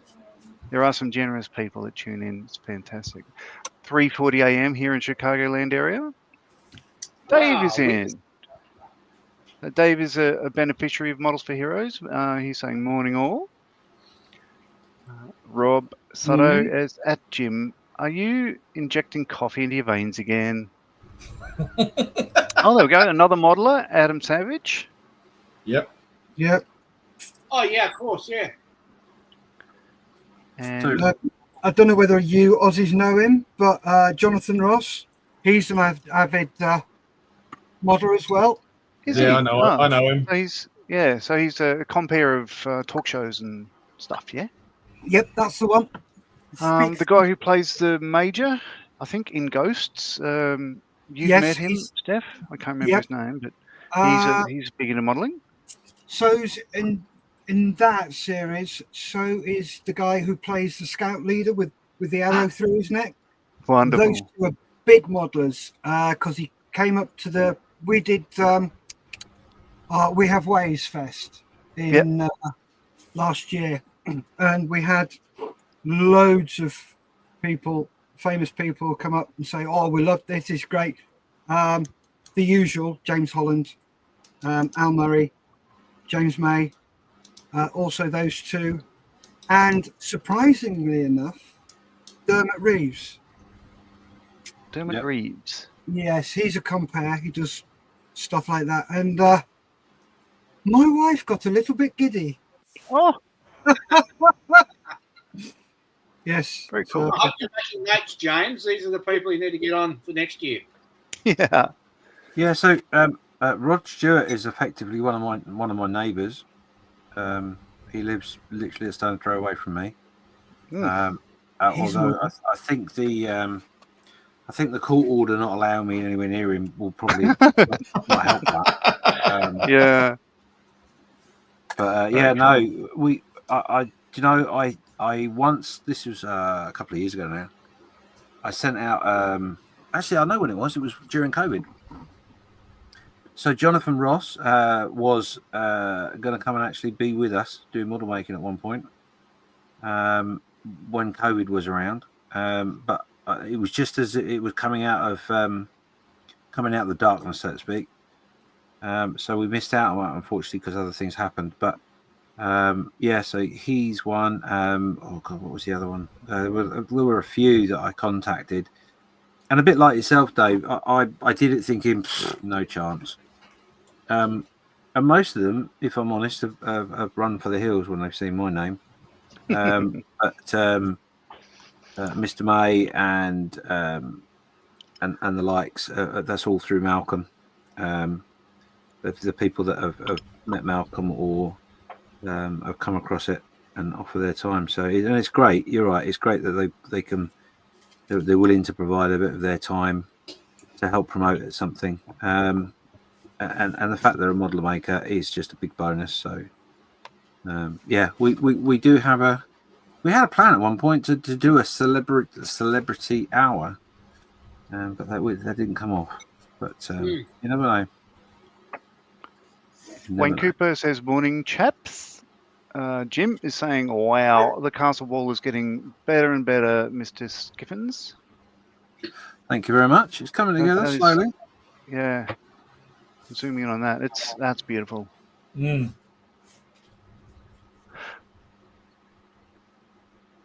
absolutely superb. The soldier that you did for the Dutch one, having the light on one side, is that reachable? Is that? Yeah, I can show you. Are you able to show that off? Yeah. I think it's amazing. Meanwhile, we've about 12 minutes of our builds in Australia, New Zealand, and we'll show you how we went and how they ended up. So James, as most people here would know, he's an exceptional modeler, and I think all the ideas that he's able to get them out of his head and onto whatever medium he's using. I think he's an incredible painter. So have a look at this. This is just stunning. So before I show that, I just want to show this off because this is actually a model of a donated bit of transport for Malcolm in the coming year or so, because obviously he needs to get about a bit. So this is the new Hobnob one, M4H's own personal seeking. So, wow, awesome. There we go. These decals are available on the M4H website. I'll take the rotors off for a second. Yeah, these decals are available on the website. Underneath, etc. So yeah, this is Hobnob 1. We had Dal from Airfix on one of the episodes yesterday, and I introduced him to this. He didn't know anything about it, and there is a possibility there might be a collaboration with the next 148th Airfix Seeking. I've just got to get the scheme work over to him. Oh, that'd be amazing. Oh, wow. Yeah. So let me give you a bit of background. So what we have achieved this year is we have made a website, and we've done that for a reason. So the website is the www.48-48.org, and that is going to become our hub, so to speak. What do I mean by hub? Obviously, it'll be the hub for this event we do, but also I hope the guys in Europe, Stefan and Miranda, who are a charity similar to Models for Heroes, and actually were based on Models for Heroes because they were so inspired by Malcolm's work, Scale Models for Vets. We help them as well, and they help us. So it's very much a community thing. And we would really love to explore the idea of bringing a charity like Models for Heroes in other regions around the world. So we created the hub with the hope that when those things come online, we can all get together and work together as a community and promote each other and do events and different bits and pieces. But it also gives a hub for the manufacturers as well, to have their input, to give us their expertise as part of a donation, as well as donating for auctions. Anyway, so that's the background. So in November they do a 48 and 48 like us, and I wanted to do something that was special. So I got a 1/16 figure, which is a Russian sniper from an amazing 3D gizmo, a 3D printed figure. And I basically at the beginning of the 48 hours said, right, I've got this figure. What do you want me to do with it? And gave the audience the opportunity to say, well, we'd like to do this or we'd like to do that. So I took bits of what they said, a little bit like I've done this time around with my build, and we got this. So this is the Russian sniper in 1/16 in a diorama. And what we did is I did a technique that I've never used before, which is the object light source.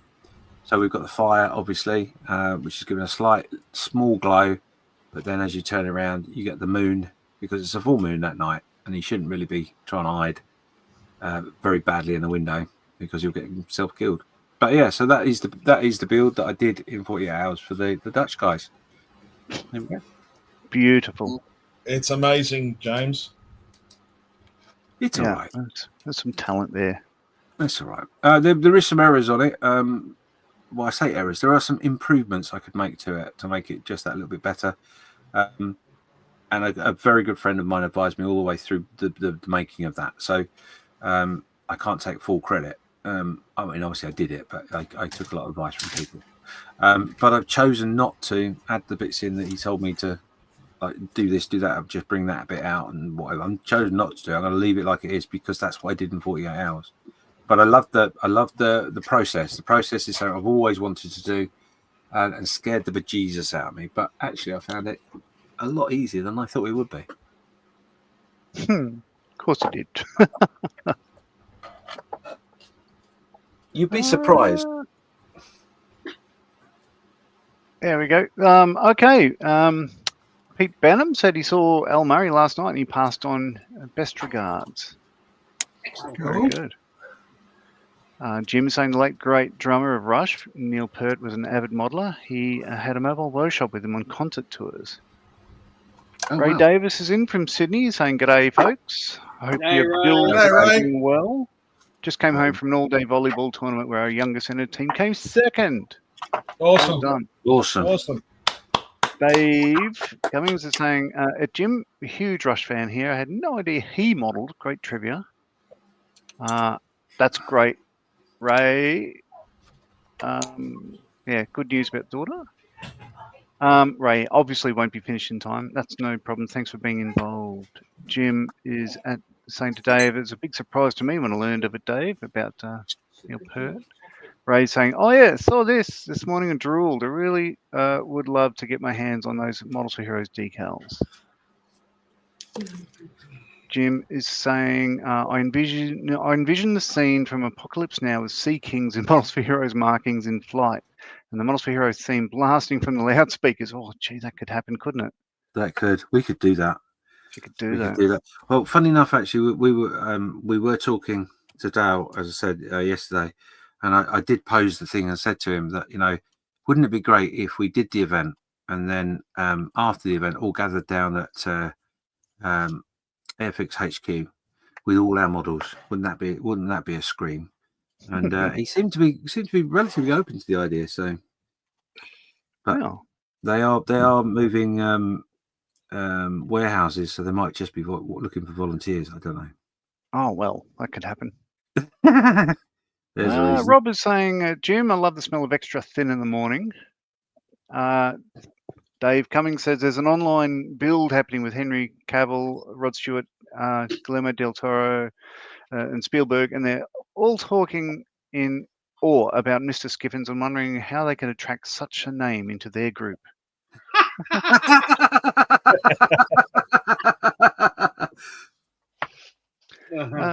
Jim is laughing at Rob. Ray, thanks for that, Stuart. Rally Chef's Model Shed is saying, morning, chaps. He just woke up to a successful 3D print of my truck's rear cabin, now in curing. And the build's back on track. That's good to hear. Good to hear, buddy. Absolutely phenomenal work there, James, from Ray. Thank you, Ray. And Crazy Loacher is a Dutch auction, even had a turtle in it that I won my best haul yet. So Loacher is,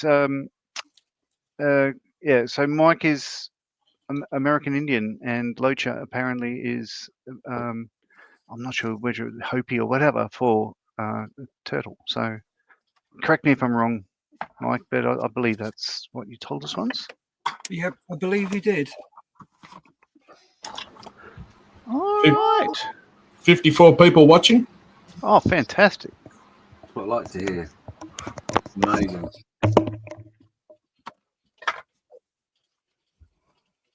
And yeah, a big congratulations to everybody watching, because we have had numbers of 50 plus in every single episode, which is phenomenal for us. So a massive thank you to everyone that has been involved and rocked up, stayed up late, and making sure they slept properly, of course. But yeah, stayed up late and did all that sort of stuff. So thank you so much. We're really grateful. And the team, I'm speaking for the team. There is a team. It's not just me. Very important that's said. They all are pretty blown away. And the one thing I love about the fact these things happen is because you all put the effort in, because you blow everybody away. So the event does. It just invigorates everybody for next year. So we're already talking about next year, what we're going to do, what we'd like to do, what additions we can make, how we can make it just that little bit more interactive or a little bit more fun. And the ideas just keep flowing. So I can't see this ever stopping. So that's phenomenal in itself as well. Yeah. So Crazy Loacher's come back is so Loacher is turtle in Muskogee or Creek language. Very cool. And Graham says, so where are the 54 likes? Oh, not sure. All right, we've got 3 minutes of the build left. Let's see if I can finish his last thing. That one, no. That one. Oh, I got that music in my head now. In fact, music in my head. It's time for another sort of little thing. For a minute and a half, let's do this.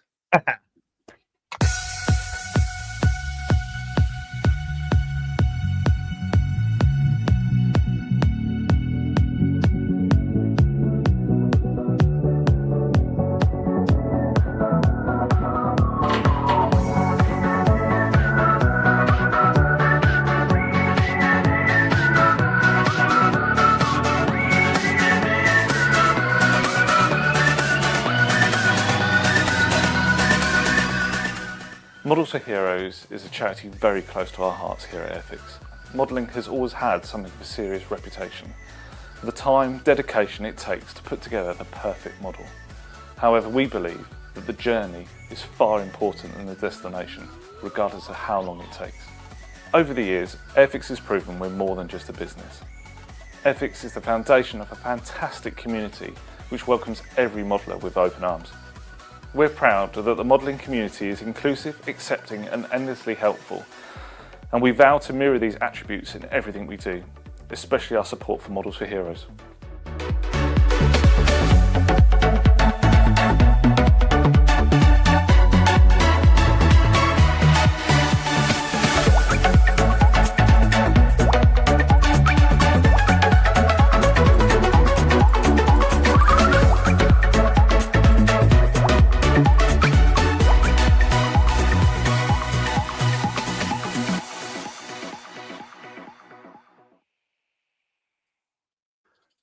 That's, of course, Dale Luckhurst, the head of brand of Airfix over in the UK, who I've had the pleasure of meeting. He recognised me from a crowd, which is amazing. I guess it's from the sessions I do with Models for Heroes. That was, it humbled me, actually. It was a wonderful chat. He's a hell of a nice guy. Gents, I need some sustenance, so I'll be back in about 10 minutes. All right. And that, I believe, is the hour. So we've had our 48 hours. It's just ticked over. So, yeah, I guess I'll go first because I'm ready, if that's okay. Absolutely. Right. Boom. There we go. So this is done. This is well, let's start. Yeah, so the Airfix Supermarine Spitfire Mark 1, I think it's a 1990, maybe 1999 boxing. 19 Squadron, RF Duxford. Done. So not perfect, not bad. So I've had no problems with the kit at all. It's gone together. Got the little guy inside. I know wheels are down, the canopy shut, and yada yada yada yada. But it's good. It's good enough. I think it certainly looks like a Spitfire, a very early one. Yeah. Oh, there. I should zoom in. Hey, let me zoom in a bit. There. So yeah, it's an very early Spitfire. So it has the unarmored windscreen. It's not meant to have the gun side. I just looked up the wing leader book. Yeah, I shouldn't have had the gun side in, even though it had guns. They didn't bother putting dope patches on because they didn't use them in 1938. Well, according to that book by Richard Alexander. But yeah, that's come up all right. It's pretty much as well as I could hope to achieve in 48 hours. So, oh no, I haven't painted the nav lights or the navigation lights. I'll get to that eventually. But there we go. Apart from that, done. Been fun. Enjoyed it. Well done, mate. That looks brilliant and good effort.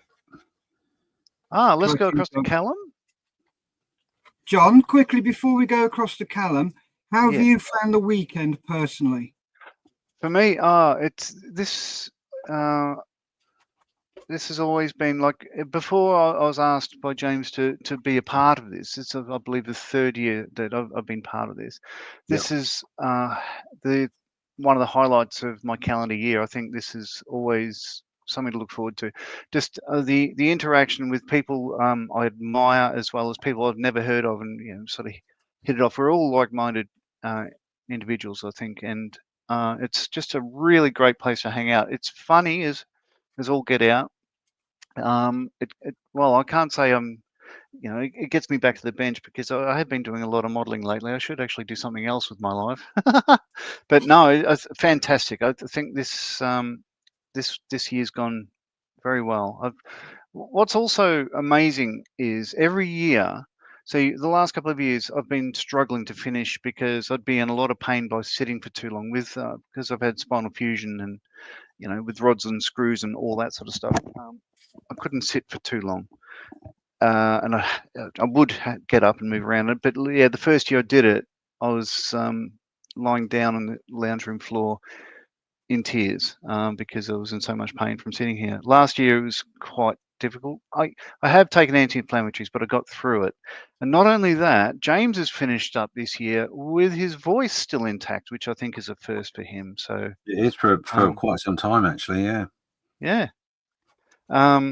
No, thank you very much for letting me be part of this again. It's always a pleasure. And yeah, if you don't and you would like to tune in for the Models for Heroes sessions on Sundays that go out to the world, they're at 11 a.m. London time, and you can work that out in your local area.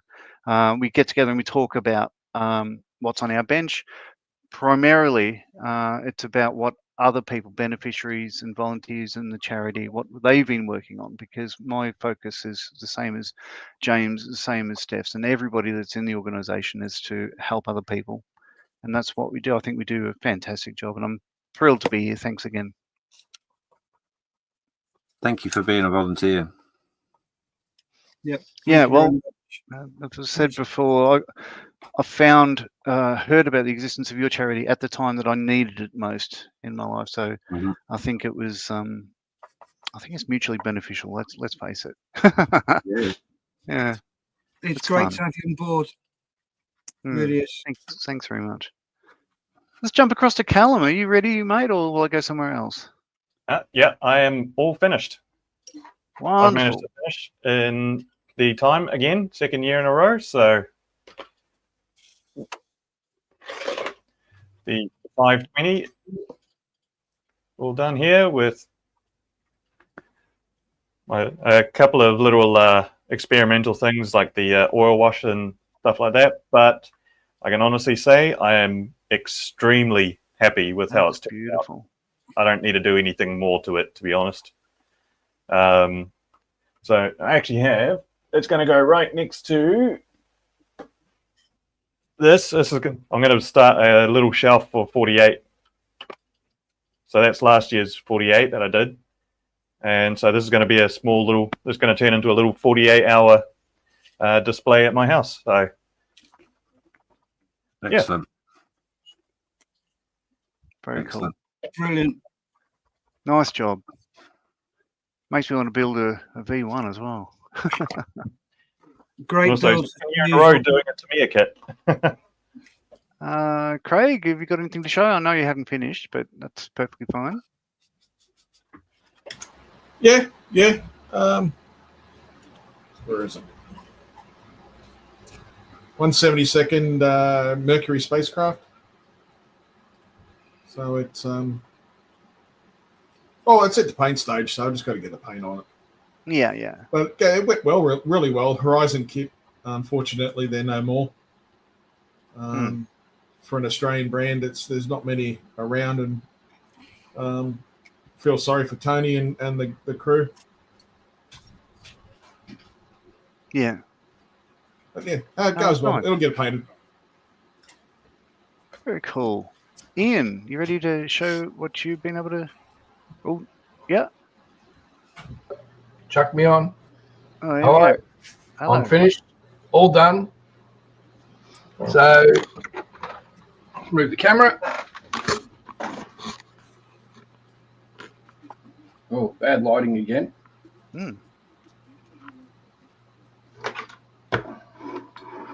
a bit of light on there. So yeah, it's all done. Very happy with it.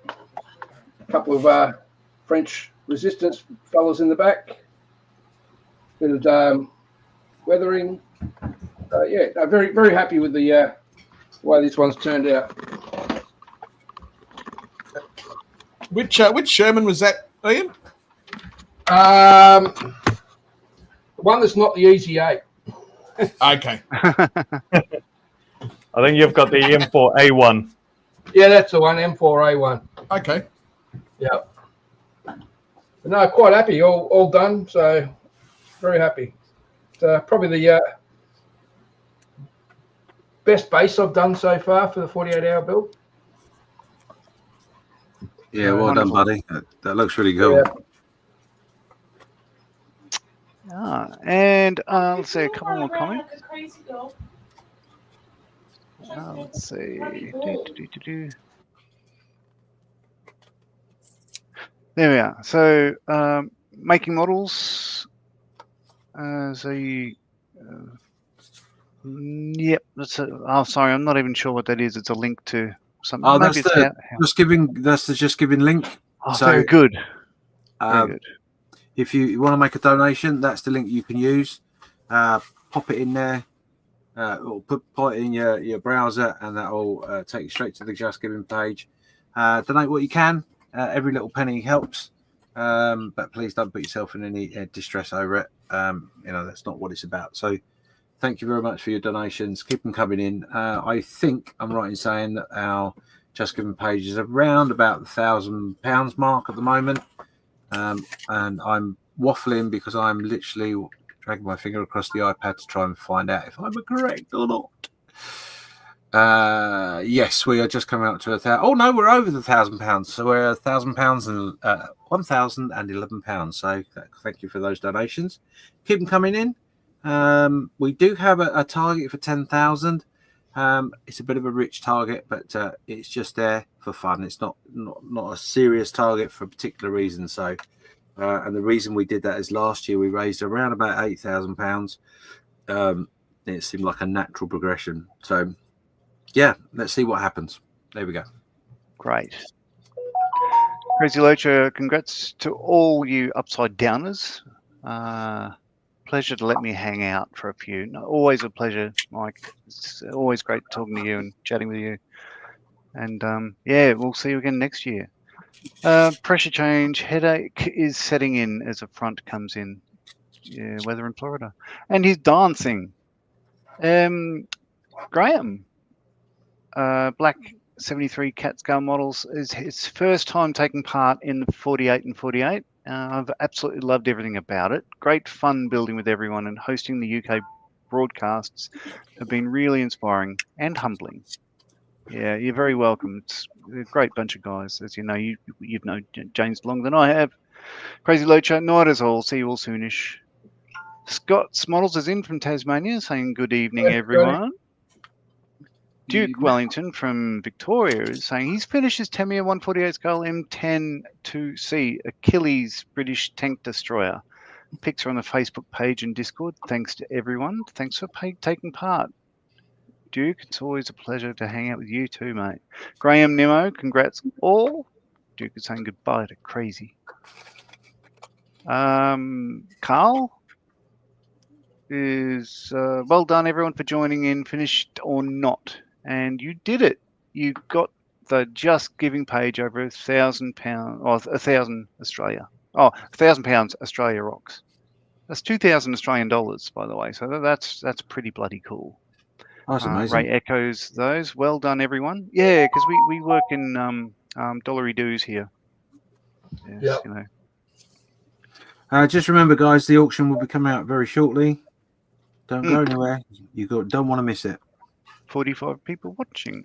Jim, it's his third year of participation in the weekend event. Love the camaraderie, the banter, humour, and just plain fun of the event. Thanks to all that make this possible. 100% agree, Jim, says Ray Davis. Well done to everyone down under, from Darren, again from Trav. Well done, everyone. Thank you, Trav, for coming on and playing with us for an hour or two yesterday. That was awesome to talk to again. Scott's Models, congratulations to John for not having anything backwards. Yep. I have a habit of putting parts on backwards lately. Certainly it was the top wing of a Fokker D7. Spent an hour getting it all straight and took my hand away and realised it was backwards. And then I was going to say, not for lack of trying. Yeah. I'm trying to think what happened. Oh no, and then and then I put it in the car. I was taking it down to Frontline Hobbies to put it in the cabinet there, which is still there if you want to come to Newcastle, Australia and have a look. But put it in the car. My daughter got a charging lead and sort of threw it behind her, and it was on the floor of the passenger seat. The back passenger side seat, and I heard this crunch, and the top wing came off a second time. So I've built that bastard 3 times now, but it's safely behind glass, so I don't have to build it a 4th time. I managed to save it twice now. Excellent build, that is. Eduard biplanes, I love them. So, let's have another little bit of dancing music because we can. Let's pick one at random here. How's this one?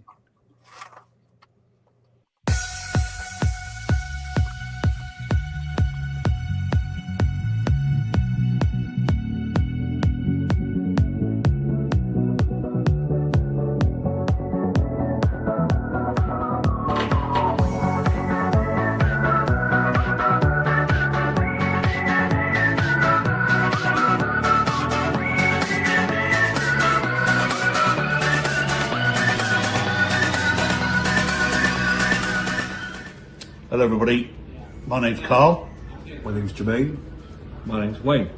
We're here at the Warminster Model for Heroes Club. We meet every Wednesday at around 2 o'clock to build models and stuff. We want to thank everybody that supported Model for Heroes. You do a wonderful job.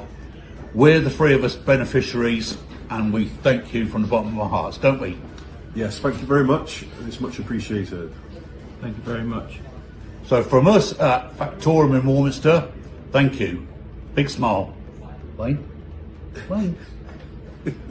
Wayne?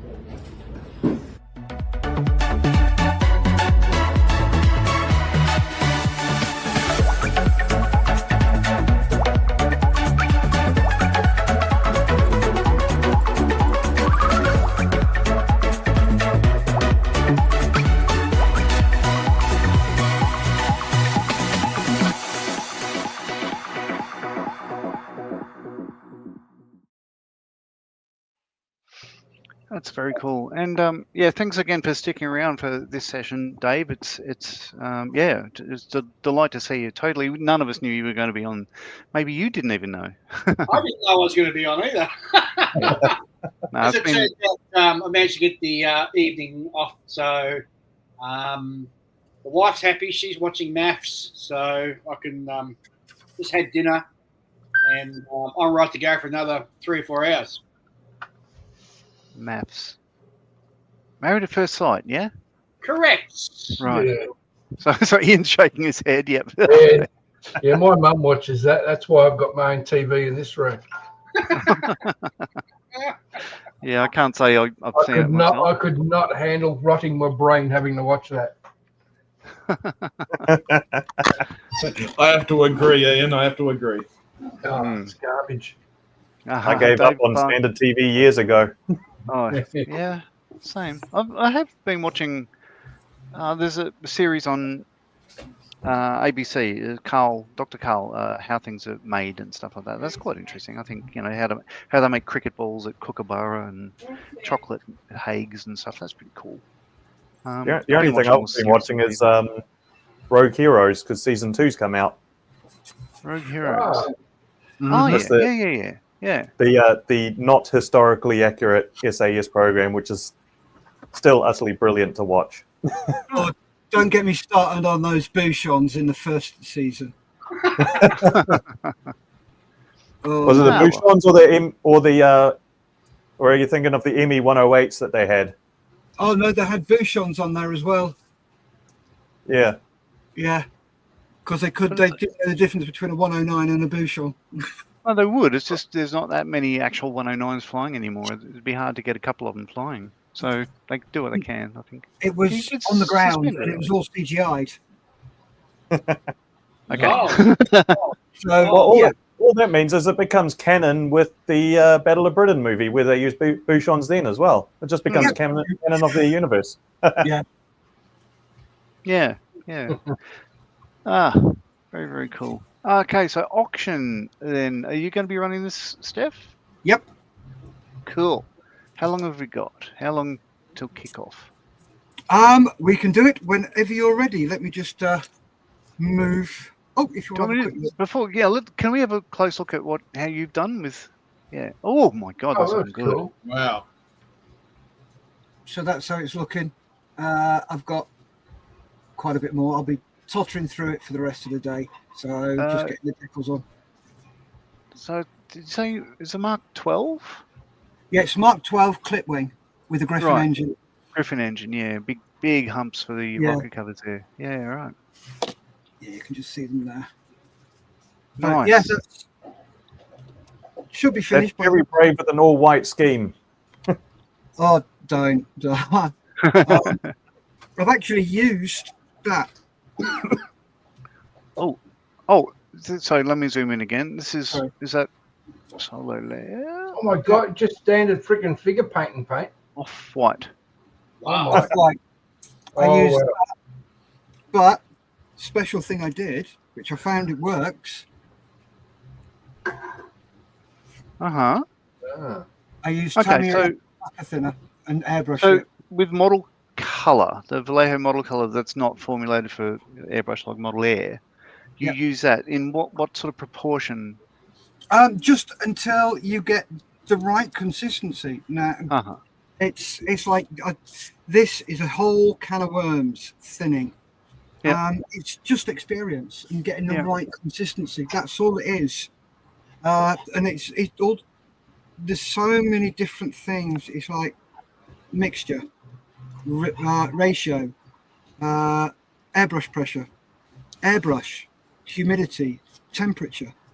It's all of those come into account. So I could mix it differently in the northern hemisphere to what you guys mix it in the southern hemisphere.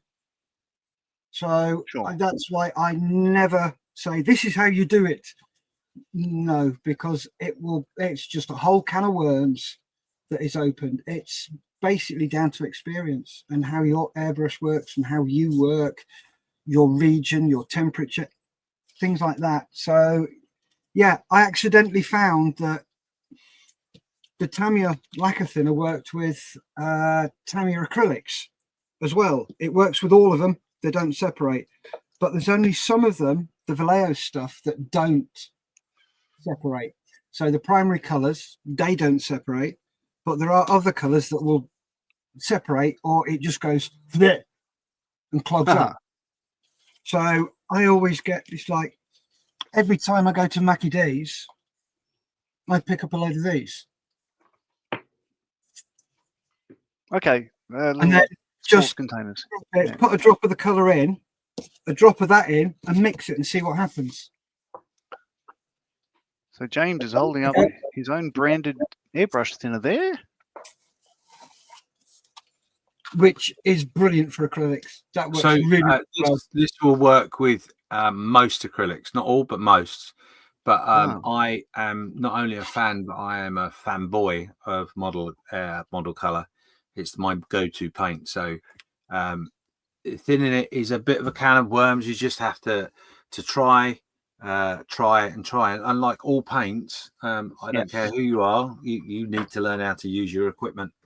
So it's just purely a case of learning what to do and how to do it. So it's not difficult. It's just trial and error. And I'll be honest, even now, after 8 years of using model color, I still muck it up. But it's all about consistency and of the paint and how it flows. So you can't really go wrong, if I'm honest. Yeah, very cool. Yeah, one bit of advice I would give is test it first before you put it in your airbrush. Yeah, mix it first in a little pot just to test it and see what happens, because the last thing you want to do is put it in your airbrush, put the thinners in, and it goes and clog up. Yeah, and there's 20 minutes cleaning your airbrush. Just test it first. It takes you a few seconds. Get some of those paper cups from McDonald's. Put a little bit in there. Brands are available. Yep, other brands are available for breakfast. Fry up morning. We don't have those little cuppy things here at McDonald's. We have they have little like sachets, just the individual sort of ones you rip and squeeze. Yep. The ones that make that sound. It's fantastic. Dave's saying Rogue Heroes is great. It's not historically perfect, but utterly enjoyable. I've not seen it myself. I need to seek it out. A lot of people have spoken about it. Black Hat Scar Modeling, his sniping finger is warming up. Wafu Dave is in. It's Weapons Armed Fueled Up Dave, ex-Royal Navy. Welcome, Dave. Welcome back. Wafu stands for wet and useless. Black Hat Scar Modeling. Vallejo acrylic spray beautifully correctly. Yeah. And I speak beautifully if I can operate my tongue correctly. But that's for someone else to decide. Mikey's asking, John, is it finished yet? No, it's close enough. I need to paint some nav lights, but let's call it finished. It's done. It's been fun to be part of this. So what do you think? It's now let's say 23 past the hour here. Would you say 6 minutes till we start auction? Did you want to warm up now? Should I do some lunges and all that stuff? Oh, actually, yes, John. If you could demonstrate the chicken legs, the exercises that are needed to be done, that would be amazing. All right. So you'll see there's a little bit of boob sweat going on there. It's quite warm here. There we go. That's a hand lunge. A couple of those. Double boob sweat, lactating. But I don't know. How warm is it here? 29 degrees. I'm going to get a quick cup of tea. No worries. Yeah. Well done, John. Oh, now Wafu's saying, now, Steph, don't speak of the senior service like that. Oh, Darren saying it's all gone backwards, Mikey. Oh, and Duke, oh no, I've just had my dinner. Ew, it's not the first day that I've disturbed you. But at least I will keep my shirt on. It's all right. But and the back, of course, all the back on the hair, sort of, like that. So I might putz off and get a cup of coffee as well. Well, let's start on the wine. I think maybe a good idea. Why don't we head over and get a tip? Bear with me. I'm just putting some glue on that. And I will press the video for us. You go and get your wine or whatever it is you feel you need to drink. And I will press this, if I can find it. Where's it gone? There we go.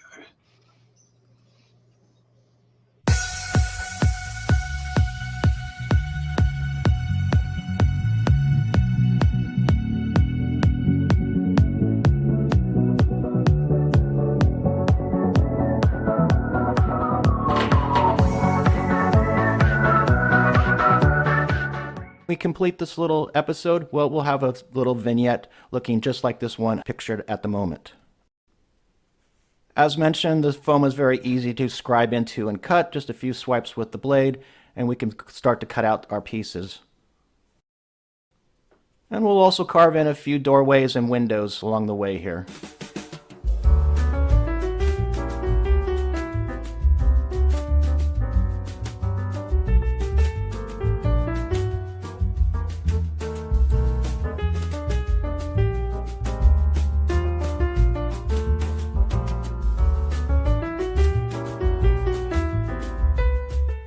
And now we can start to add our surface details.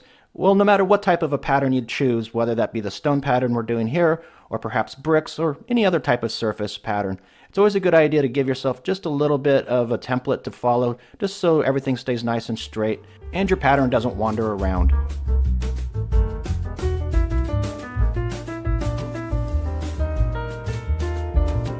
And now we can get started with our carving, and I've chosen to use a few different tools here, so I'll have some carving tools, basically dental tools. I can also use the tip of my X-Acto blade. That works great.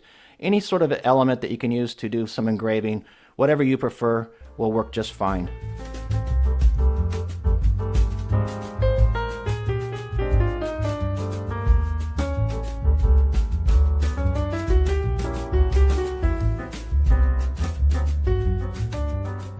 Now with that facade complete, I can attach it to a foam base. That will be our groundwork. That will be the basis for our groundwork.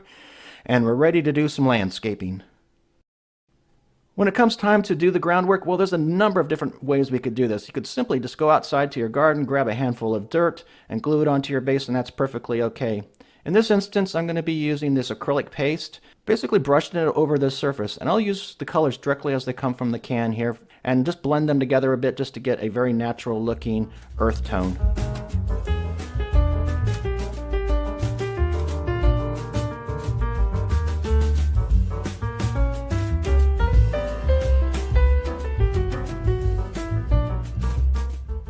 Next step, just a light airbrush over the facade of the stonework just to start bringing the colors together. The airbrushing is followed with just a quick wash of inks. This happens to be a burnt umber color. Just a quick wash really brings out those details and shows those textures on the surface. And then continuing to work with those textures, I'll just spend a little bit of time just pointing out individual stones here and there, just adding a few colored pops just to really bring this facade to life. Next up, we'll add our greenery, and these are just very small tufts. These are the grass tufts, also available from a number of different companies. You could use static grass, your option, your choice, however you want to decorate your scenes and vignettes.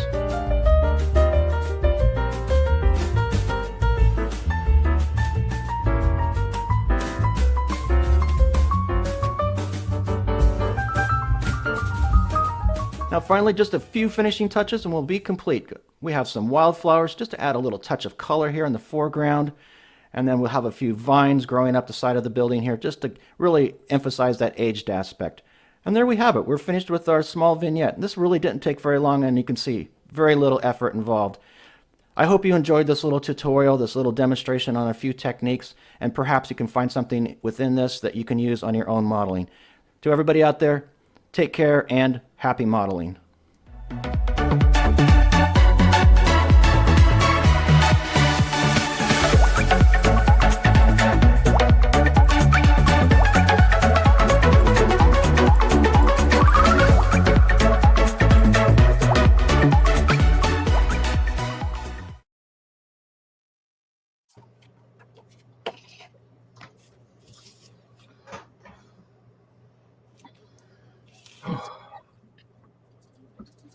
So there you go. Yeah, thanks, Ian, for the message. As you can see, the ticker at the bottom of the screen there has changed. Something that's really, really important to me personally is that can you please take a picture of your work? Now, you don't have to have finished, so don't panic about it, but just give me a picture of where you got to in the 48 hours so we can see. Make sure you put your name on the post or the information you provide, because then I can put your name and a picture on the website, which is 48-48.org. We're going to make sure that we put everyone that got involved this weekend a picture on there for the year, just to acknowledge the fact you were involved. It gives you a little bit of kudos maybe, but it's just our way of saying thanks, really. If you can do that for me, that'd be amazing.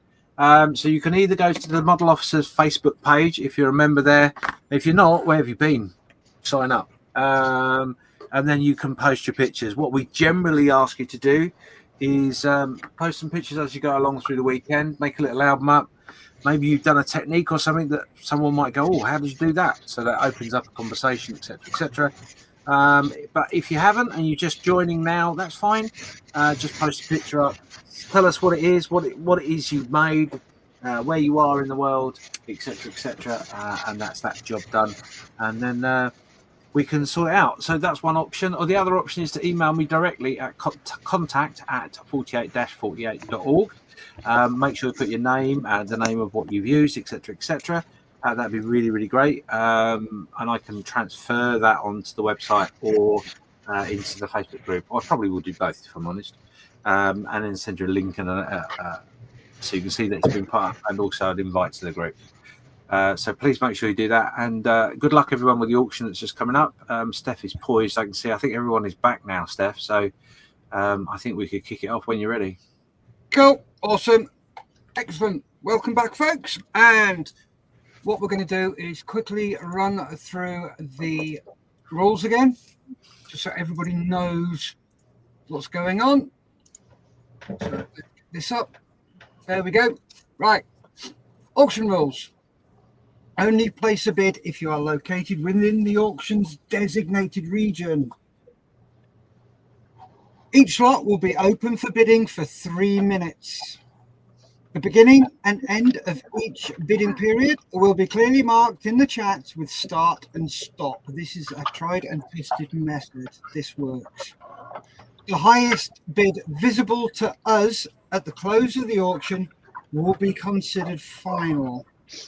Some bids may come in afterwards, which is unlucky, but we've never, ever had a problem with this. Also, please note that postage and packaging costs are not included in your bid amount. And finally, familiarise yourself with all the rules before participating in the auction. A couple of things also, guys, in the room, if we can keep the chat to a minimum. And also in the chat, in the comment section, please keep that to a minimum so I don't miss any bids that go through. Also, James, payment method, is that PayPal?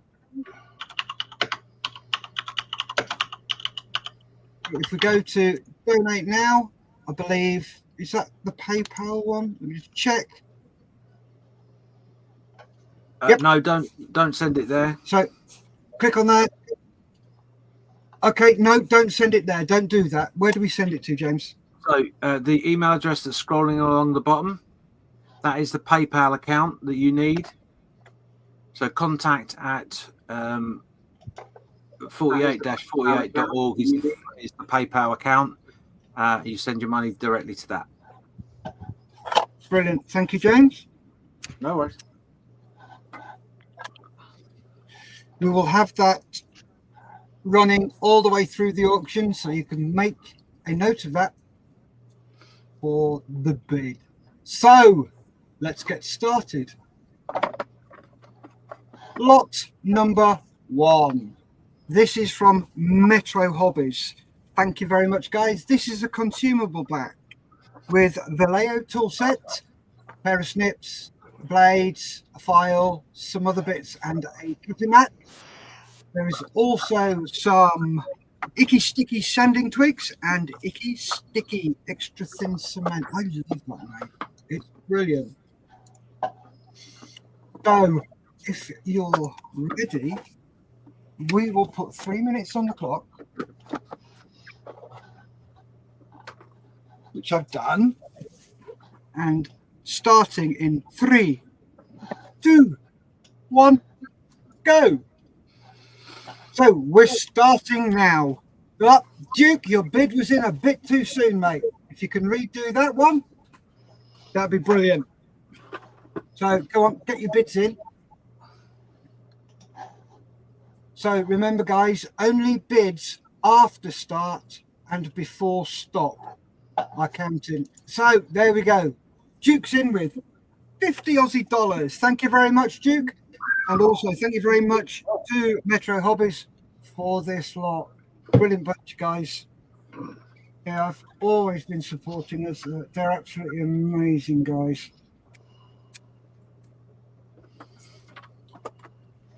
So, bid like you mean it, as Crazy Loca tells us.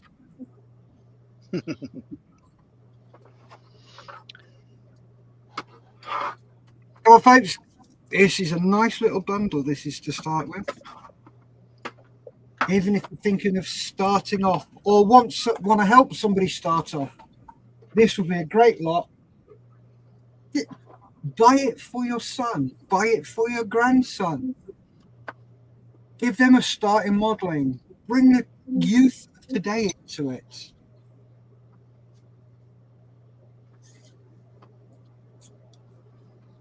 So we're halfway through this. We've got a winning bid of $50 from Duke. Thank you, Duke. Nice little starter pack this is. Get you going. Yep, Mr. Marley's in, $55. Thank you very much, John.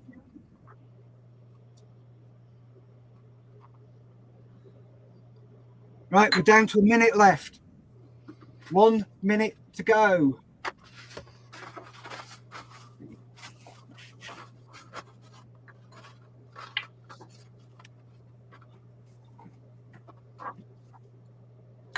Oh, Duke's back with $60. Duke wants this. Yeah. He wants it bad. Oh, does he ever? There's going to be a snipe. I can see it coming. 30 seconds to go.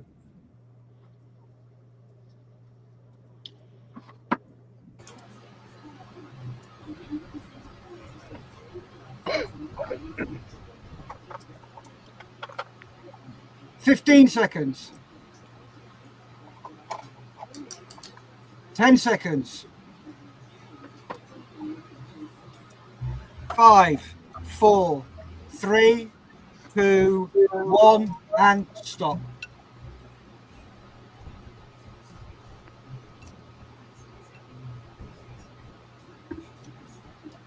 And there you go, Duke. You've got it. 60 Aussie dollars. Duke. Thank you very much, Duke. That's awesome. Excellent. Well done, guys. Awesome. Let me just write this down, Duke. And that went for 60 Aussie dollars. And we've got Red Davis says, congratulations, Duke. And Duke's going, woo! So, next up, we have lot number 2, which is from Hobbies Australia. This is a K9A1, a 155mm self-propelled howitzer in 1/35 scale from Academy. Dave, what was it you said it can be converted to? It's the K9, which Australia has purchased, and we're calling it the Huntsman. We've got 30 barrels that we've bought and 15 rearming ones. They're currently being built in Geelong, Australia. Cool. And yeah, it's a nice piece of kit. Brilliant. Thank you very much. The Huntsman, that's that dirty, great, big, horrible, furry spider, isn't it? That's that lovely. Nothing horrible about that. Beautiful spider. Nothing horrible about a huntsman. No, they're the ones you don't kill. I mean, they're lovely. You just keep them in the corner of your lounge room. You train them. Yeah. Brilliant. So we are going to be starting that one in a second. I just need to prep. So I've written down the winner of the last one. Reset the timer. Give me a sec. Put that in there.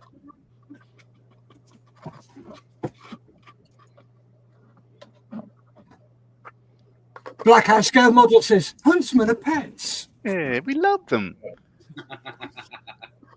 Right then, here we go, gents, on lot number 2, starting in 3, 2, 1, go. So this is a K9A1 self-propelled howitzer, 155mm from Academy in 1/35 scale. This was kindly donated by Hobbies Australia. Yet again, oh good lord, can't even let me. So on the bench has gone 50. Blackout Scale Models has gone 80. Craig went 55. Nope. Bit like you mean it. 5. Blackout Scale Models has gone to 100. Oof. Mr. Marley, 110. Oh. Oh, good lord, this is wanted. People want this. God, we're not even a minute in and we're at $110. Come on. Oh, 120 on the bench. Black Hat's gone 150. One back went 120. Sorry, it's Black Hat, $150. Oh, you're keeping me busy, you are, for this one. 1 minute in and we're up to $150 already. This is brilliant. This is the K9A1 155mm self-propelled howitzer from Academy in 1/35 scale, kindly donated by Hobbies Australia. Oh, good lord, on the bench, $155. Yes, take that. Come on, don't let him take it from you. You know you want it. This was slip batched. Oh, Black Hat's back with 200. Oh my Take god. that. Wow. Oh, come on, Dave. You got better than that. Come on, you can't be done like that. That's just No, you know what? That is an excellent bid, and I'm going to chuck in an on the bench T-shirt to the winning bid. Hey. That's amazing. Right, we have got 1 minute left on this one. So come on, guys, get your bids in for the K9A1 155mm self-propelled howitzer from Academy 135th. Whoa, blooming hell! $220. Oh, Holy moly! Oh, that was $221. Keep it coming, guys. Keep it coming. Wow. Let's get this done. That T-shirt's going to make it go through the roof. Oh, my God. Yep. Hold on to your the hat. winning bid gets an on the bench T-shirt. Oh, We've got 30 seconds left, guys. 30 seconds to go. It's at 221 Aussie dollars for this great lot. Thank you very much, Hobbies Australia, for donating it. We really, really appreciate it. That is marvellous. So we're down to 10 seconds. 5, 4, 3, 2, 1. Boom. Stop. Congrats, Stuart. Well done, Stuart. Well done, mate. Good on you, mate. My friend. Oh, just a bit too late to outbid yourself. he That really came in wanted just a that. little That bit was too late, but 220. that was to prevent sniping. He seriously wanted that. oh yeah. So we'll take the 221. And I do believe there is an on the bench T-shirt being thrown in with that one as well. That's fantastic. correct, Stuart. Send me your body size, and I'll get a T-shirt out to you, mate. So that was black. Now, from what I remember, Black Hat Scale Models is called that because he's an ex-tank crew member. Is that correct? They wear black berets? Yeah, he's a turret head. Turret head. Yep. Well played. So that's $221. That is amazing. Thank you very much indeed. So congratulations, Stu. Okay, that's Black Hat Scale Models. Well done, Stu. And great bidding, Clayton. That was cool. That was fun to watch. And Darren Hall's applauding. So well done, guys. Congratulations for getting that one. That was a nice little prize. This is why I do it. That was so exciting, so much fun. Bit of sniping. And the best thing about it, it's all done in good humour. So next one up from Metro Hobbies. Thank you very much, guys, at Metro Hobbies. This is the Airfix 135th World War II British Army 30 CW2 4x2 General Service Truck. So we're going to be starting this in 3, 2, 1, go. So again, thank you very much to Metro Hobbies for this. The 135th World War II British Army 30 CWT 4x2 General Service Truck from Airfix.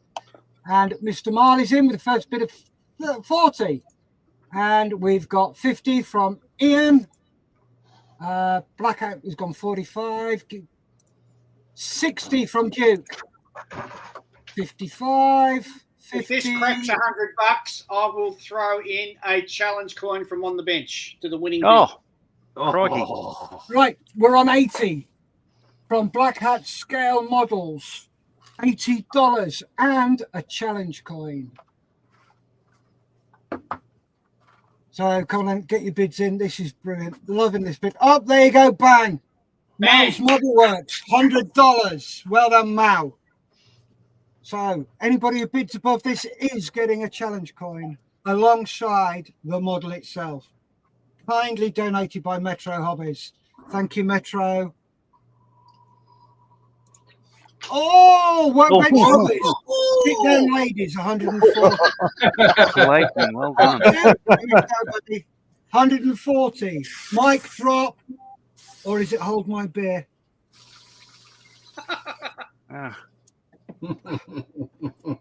This is brilliant. So more like that's not a knife. 135th World War II British Army 30 CWT 4x2 GS truck from Airfix, kindly donated by Metro Hobbies. Blackout says, boom. Boom! Oh, Duke's back. 100 and... No, Mel says 145, but Duke's back with 150. Wow.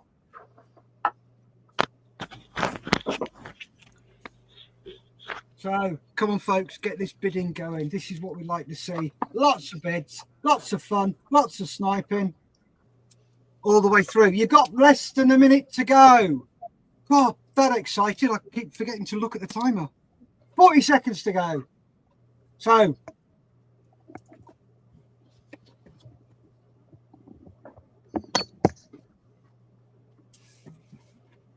getting close to the wire now. You've got 30 seconds to go, folks. 30 seconds to go. Come on, get your bids in. Bid like you mean it. 15 seconds to go. You're bidding on the World War II British Army 30 CWT 4x2 General Service truck in 135 from Airfix. And we've got Workbench Hobbies in at 155. 4, 3, 2, 1, stop. Woo-hoo! Oh, well done. Well done, Clayton. Nice job. Well done, Workbench Hobbies. You've got it for $155. Excellent job. Plus, you have a challenge coin from On the Bench. So, I think he's already got one of them. So it's Tell you what, Clayton, I'll make it a T-shirt if you want instead, because it was such an awesome bid, mate. Bench Hobbies, and that went for $155. So congratulations there, Clayton. Well done. Nice win. So Mel says, good job. Black hat, great kit that, Clayton. Mr. Altacott City says, congratulations, Clayton. Wanted another coin, says Workbench. No worries. You get a choice of a coin or of a T-shirt. It's your choice. Go. Darren Hall says, excellent bidding. Duke says, nearly. Workbench. Dave Cummins, you boys are vicious. Love it. Oh, yes, we do. Oh, you should see the Americans. And then you got our auction. Oh, the sniping on our auctions are mental. You have to watch that tonight, Dave, if you get the chance. I will. Workbench Hobbies. Yay! I won.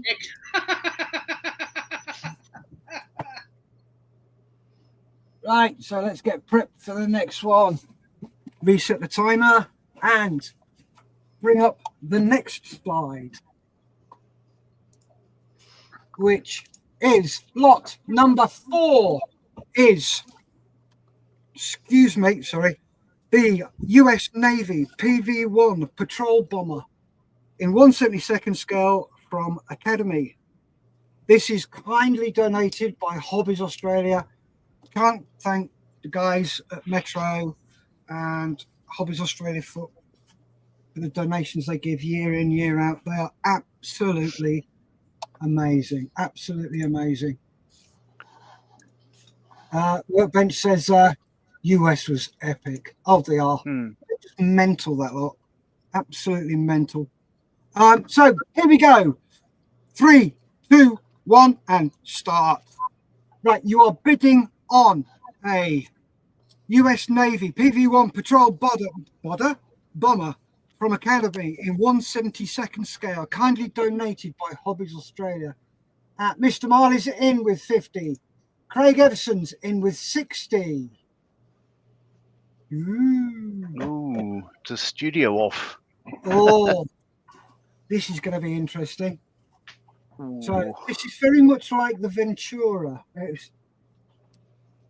I love that aircraft, the Ventura. It's a great model to build. I've never built one. PV-1 is the Ventura. Is it? I thought it was. Yeah, the US just called it a PV-1. Commonwealth call it the Ventura. We have one in the museum in Auckland. Yeah. Yeah, we had one flying in Australia. I just saw it take off and then it hit the ground. Alex Johnson's in with $70. Nice bid, Alex. Keep it up. Sorry, John, carry on. No, just saying, like we had an air show at Richmond years ago. We saw this take off, and then it never came back overhead. It crashed in the field nearby. Oh, bloody! Mr. Marley's in with a sneaky $80 there. He sat there chatting away, tapping away. You can hear the keyboard going. Yeah. So come on, guys. We're down to a minute and a half left to go. It's an aircraft so good they put stars and bars on it twice. See, John was just bidding by deception, distracting us talking. Gotta love that colour scheme, though. Isn't it beautiful? The one I built has got the octopus over the upper dome. Oh, I like that one. Yeah, it's a Pitch of a decal to do. Oh. I think that's actually one of the schemes in this kit. Is it? Yeah. Don't do that decal. It's a bitch. Challenge accepted. That was a bit presumptuous. I don't know. I've not seen 45 seconds to go. You are bidding on a 172nd US Navy PV-1 patrol bomber from Academy, kindly donated by Hobbies Australia. We're down to 30 seconds to go. Ew. 30 seconds left. Oh, be still my beating heart. You're going to get sniped. Oh, that's your heart beating. Oh, fair enough. At least I have a heart. 10 seconds. 5, 4, 3, 2, 1. Boom. Stop. Give it a few secs. See if there's anything coming in. And there we go, John. You have just won the well done, John. PV-1. Well done, mate. Excellent. You know what's a bonus? So Hobbies Australia have asked me to pick up all of their donations and then mail them out to people myself. So I get to pick this up for free. Yay! Way to go.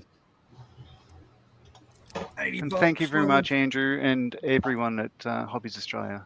Yeah. Very much appreciate your generosity again. Dan says, well done, John. So let's get everything written down. And reset the timer. Get that typed in. And what is the next lot? The next lot is the 124th A9X Tirana. This has got Holden Tirana A9X. Yeah, that's what I said. I said the A9X Tirana. It's 124 scale. Yeah, I'm just more information for our overseas viewers. Right then. So if you're all ready, we're going to start in 3, 2, 1, go. So you are bidding on the 124th A9X Tirana from Metro Hobbies. Thank you guys at Metro. Ooh. Craig's gone for 70. Ian Kaiser's in. Boom, 100. Thank you very much, Mr. Kaisers. Really appreciate that bid. Craig, come on then. Come on, mate. You can do it. Oh, there we go. Craig's in with 110. And I bet you his missus in the background going, you ain't bidding anymore. That's it. That's your top bit. Ian's back with 150. Wow. Oh, bless him. Craig sat there going, no, he's shaking his. I can see everybody at the bottom. And Craig's just gutted. Absolutely gutted, bless him. You know that means he's going to come with a sneaky bid just straight after. So, come on, folks, you're bidding on a 124th A9X Tirana. Oh, sorry, it's the A9X from Tirana. Tirana's a maker, I believe. Nope, Holden are the maker. Tirana is right. Got ya. Right. Holden are no longer around. Oh, so this is a bit like Wing Not Wings, though. No, DDA, the model kit supplier, Holden, General Motors Holden were the manufacturer. And it's a Toronto stonking V8 in a small car. Absolute legend muscle car. Ah, got you. Brilliant. Thank you very much for that.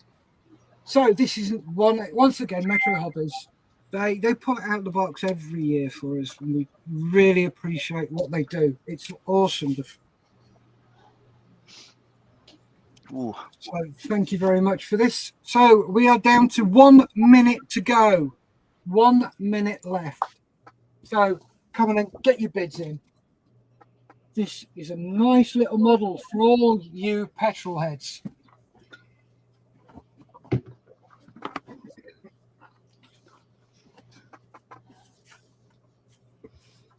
So get the bids in. Bid like you mean it. I think we scared First person to beat Ian in this, I will give a challenge coin, OTB challenge coin. 30 seconds to go. What do I want to do with the challenge coin? No, the first person to beat your bid gets a challenge coin. Oh, okay. Oh, there you go. But do they have to win to get the challenge coin, Dave? Yes, they do. Okay, you've got to beat Mr. Kaiser's bid there to get the challenge coin as well. So we are now quick. Oh, we're down to 5 seconds. 4, 3, 2, 1, and stop. So give it a couple of seconds. Let's see. And there we go. Well done, Ian. Well done, Ian. Well done, Ian. Unfortunate. He already had a challenge coin. Yeah. What do I want another one for?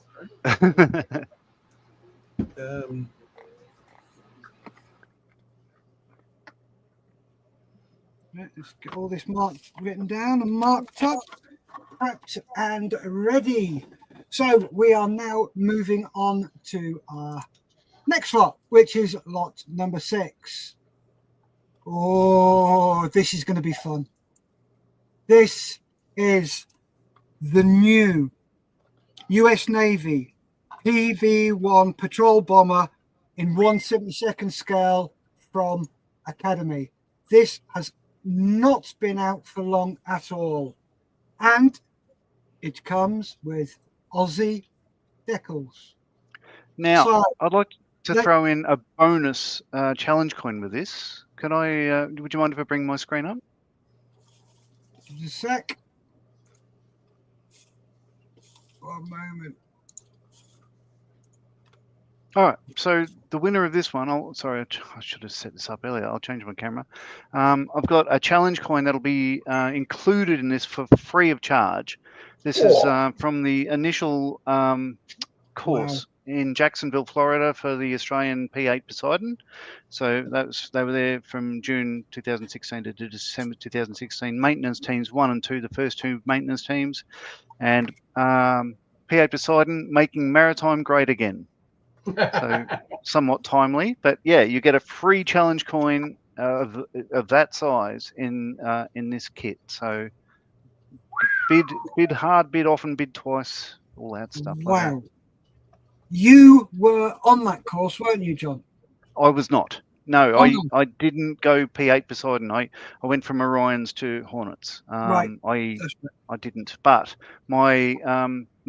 my best mate who worked in the office with me, he was on the course. He gave this to me. Somebody can have it as a bonus. So yeah, I had so many challenge coins. It's okay. I won't miss it. Are you sure about this one, John? Absolutely. I want to do this. Mate. That is awesome. That is absolutely outstanding, mate. Thank you very much indeed for that one. So let's get back to it. So we are lot number 6. There we go. So you are bidding on a US Navy PV. No, you're not. I'll tell you what. I'll put my teeth back in and I'll start again. You are bidding on a Boeing P-8A Poseidon from Academy in 1/44 scale. This has only just been released. So are you ready? Let us start in 3, 2, 1, go. And an amazing thank you to Hobbies Australia for this. Again, pulling out the box. So we've got Columbus Models has gone 80. Craig's gone 100. Alex is 100. Craig was in first with 100. 120 from Alex. 130 from Craig. Whoa, $200 OTB. Craig shaking his head again. Alex, sorry, 140. 120. $200 is the biggest one. Oh, wow. Oh, Craig's just looked over his shoulder to check with the wife. Can I bid higher? Oh, he's out. You can bet your bottom dollar she said no because he's shaking. She's come to console. Yeah. Oh, Alex has gone 201. Oh. I'm just expecting a hand to come across Craig's screen, just a big. Yeah. So this is the brand new release of the P8A Poseidon from Academy in 1/44 scale, kindly donated by Hobbies Australia. This is a new release. This has got Aussie decals in it. So this is your opportunity to get something that is brand new. It's only just come out, and it's great that we get these in here because they do generate a lot of interest. Less than a minute and a half to go.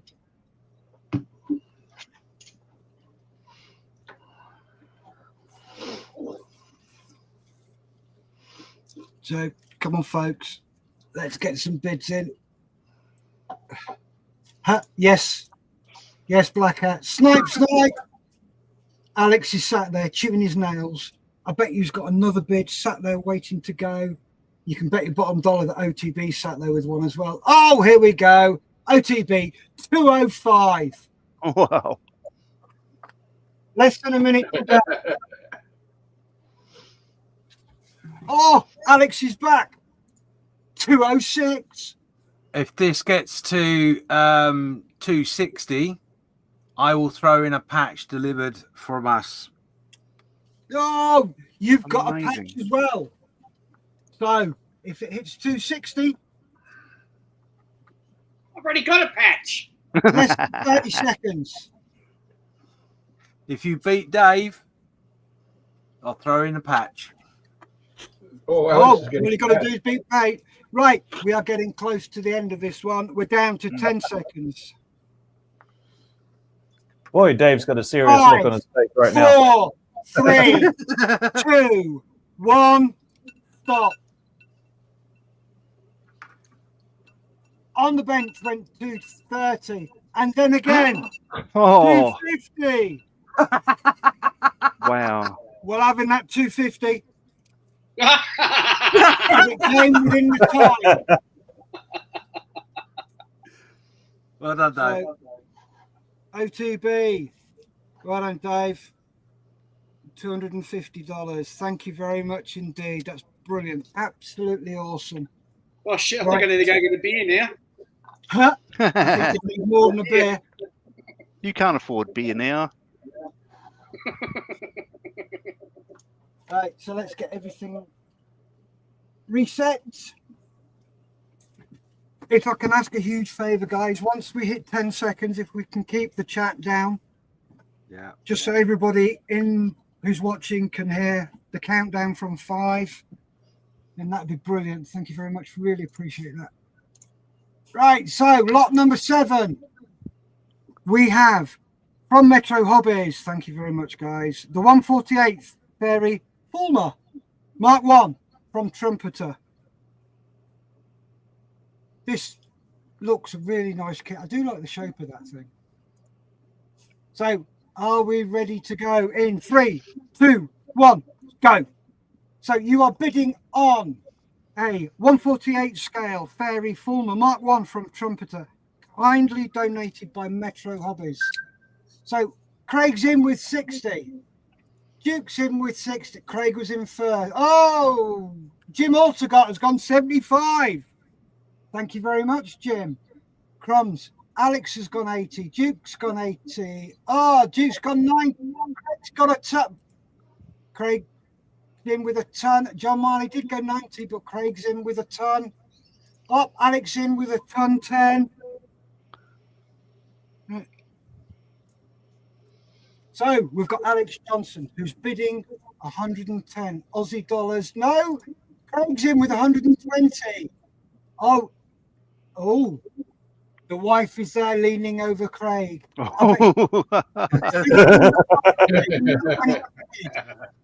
Yeah, and I bet he gets a slap if he goes to. Yes, she's applauding. That's what she's doing. Well done, Teresa. Is that right? So Craig's winning with $120 on the 148 Ferry Fall. The Mark 1 from Trumpeter, kindly donated by Metro Hobbies. If this cracks 150 and the winner wins it, I'll give him an OTB t-shirt. You're halfway through, $130, and that he's just got the nod, $150. That obviously means Teresa wants a t-shirt. Oh, Alex is back in, 160. Whoa! Right, Teresa. Oh, 165. She's done it. This is not you, Craig. This is your wife bidding. This is Teresa. Because what the guys watching the channel can't see is I get to see everybody's camera view below. Yeah. And I can see Craig sat there, and all I can see is Teresa's arm patting him on the head when he gets permission to bid. And any money, she's saying, "Yeah, go up $5. Go up $1." And we'll know very quickly when he goes over his budget. Yes, because his head will go right the way forward. 30 seconds to go. Come on, we want to see some sniping here because this is great. I'm loving this. This is a nice aircraft, but yes, it is. 15 seconds. 10 seconds to go. 5, 4, 3, 2, 1. Boom. Have a look. Up. Craig's got 170. Oh, Alex, you just missed out, I'm afraid, with 190 bid. But Craig, you've got it. Congratulations, buddy. Well done. Wow. Oh, even Teresa's clapping. There they are. That is what I've been. Teresa, yeah, that's what I've seen her doing. Go on, tap on the shot, bid. Dave, do I take it you're going to sign Teresa's t-shirt for her? Well, I can do, except the t-shirt's black. I'm like Ford. You can get any colour you want, as long as it's black. Yeah, I could see like you're sitting in the dark there, David. You can no longer afford power bills because of the last bid. Can I just have a 1 minute break so I can get a beer? Because I'm still sweating over that $250 for this. Oh, yeah. Come on, hurry up, you. Yeah, go on, no worries. Right, what can we see on these decks? Let's see what we can auction off. Oh, I'd like that. I'd pay for that wooden ship in the background, yeah. It's a nice landing craft he's got on that shelf. You can get your eyes got a off print of that. That looks like the Victory on the floor there. I'll have a picture. Look. He's got a 3D printer. It's got one. Yeah, I can't say. Okay, so we'll auction off the landing craft. Yeah. Oh,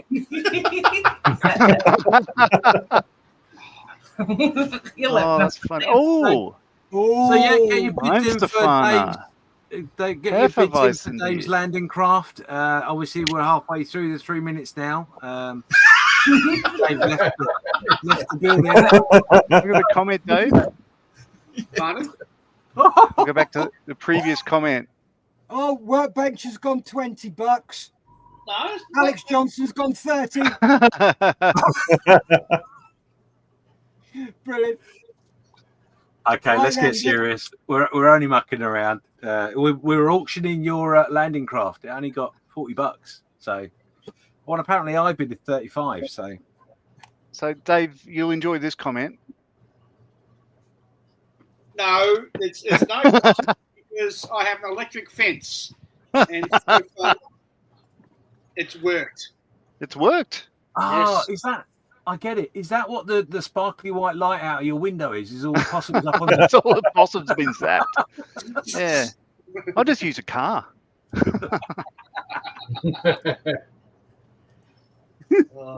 Cool. This is fun. This is what the auctions should have been like the last couple of years. This is good. Yes. But we've managed to build up people coming in, watching and joining in. That's what it's about, though. It's building year on year on year on year. We don't want to explode. We just slowly grow, get it up there, get people joining in. The more people that do join in and have fun, they're going to turn around to their mates and say, oh, you've got to watch this. It's brilliant. They're absolute bunch of nutters. The 68 people watching, 29 likes. Especially that pair there. So one thing in which I'd like to say, I was talking to Malcolm yesterday, and I was saying to him that I was a little concerned about what we would raise, etc. Which as I said probably already, if we raise £50, that's one box for a beneficiary. So we've helped one person, so it is that simple. But Malcolm pointed something out to me that I should know. But the more people that interact, we've got 60 people watching. I can't even think how many more that is than last year. That's just mind-blowing amount. The fact that there's all this interaction that we've had all weekend. All these people that know now about this charity, they'll go to work, they'll speak to their colleagues, they'll talk about that. Their family members go. The wife maybe will go, do you know what? I lost my husband for the whole weekend because some bald-headed fat git in the UK. All those conversations just open stuff up all the time, which is priceless. It doesn't matter how much money we raise. The raising the awareness is priceless. So dig deep. Don't get me wrong. In fairness, at some point, the Australian section will beat America, 100%. Yeah. At some point, but we've got a little way to go. They're throwing their stash at it. And that's fine. We've got some of them are remortgaging their houses just to snipe against the other person, but that's up to them. They're grown adults. But well done, everyone. It's going really, really well, and I'm loving what's going on. No, it's not Workbench Hobbies. It's not because of me. No, it's because of you. It's because of everybody that gets involved. It's because of the team behind it, the manufacturers. Everybody, it is a community thing. It's not about me. It's all about you guys and what everybody's done by putting together, and we can only make it better, right? Because that's how good we are. Anyway, enough of me. Yep. Thank you, James. And also to add to that, with having these conversations, you don't know what connections they're going to make. They may connect to somebody who wants to help to grow and build an organisation like Model Heroes in Australia. You don't know what's going to happen there. Yeah. So those connections will hopefully be made and allow that to happen. So this is great. And last year we were getting about 20, 25 on here. We've tripled. Yeah. At least. The amount of people who are watching now, which is absolutely awesome. Quickly go through the comments before we go to the next one. There. Hello once again from Southwest Modeler. Hey. Read that one. Workbench is clapping. Thank you. Andy Goodman says, good morning. Looking forward to a long stint at the bench today. Aviation in Scale was out of town for most of the weekend. We'll join in with a build next year. Brilliant. Awesome. Excellent. Blackout says bigger and better every year. That's what we're aiming for. Absolutely. So where are we? I've lost my place. Well, I'm here. I don't know where you are. Another auction to do, Steph. Yeah, that was number 7. So we have got 2 to go. Right. Oh. We're getting to the big stuff. Lot number 8. This is a bundle from SMS. We have got 16 paints, hyperchrome pens ×2, ceramic scraper, sanding sticks, painting clips, micro detailing brushes and dry brushes. This is a large one. So I want to see decent money on this. Before we go, Ray says, looking forward to participating in this next year. Oh, that'd be brilliant. That would, Ray. Thank you very much. So we're going to start in 3, 2, 1, and go. So come on, get your starting bids in. Thank you very much, SMS. This is a brilliant one, as per usual. Scott is one of our return donors. So Duke straight in with 300. Bloody hell, Duke, $300 for this lot. Wow. Get in. Jim, you're a little low there. So thank you, Duke. Great start. 300 Aussie dollars. So get the bids in.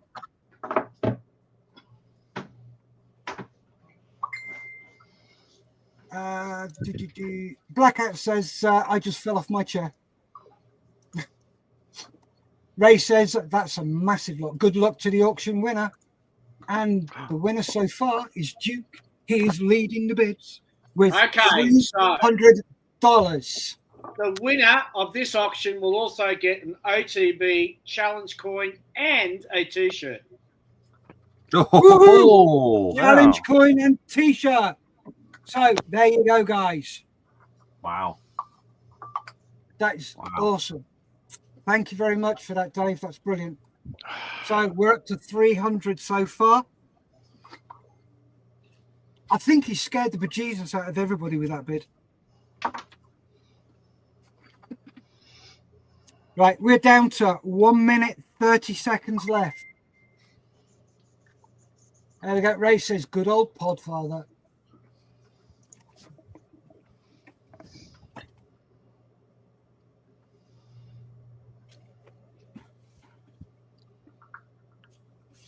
So come on, get your bids in, guys. It's at 300. This is a steal, even at 300.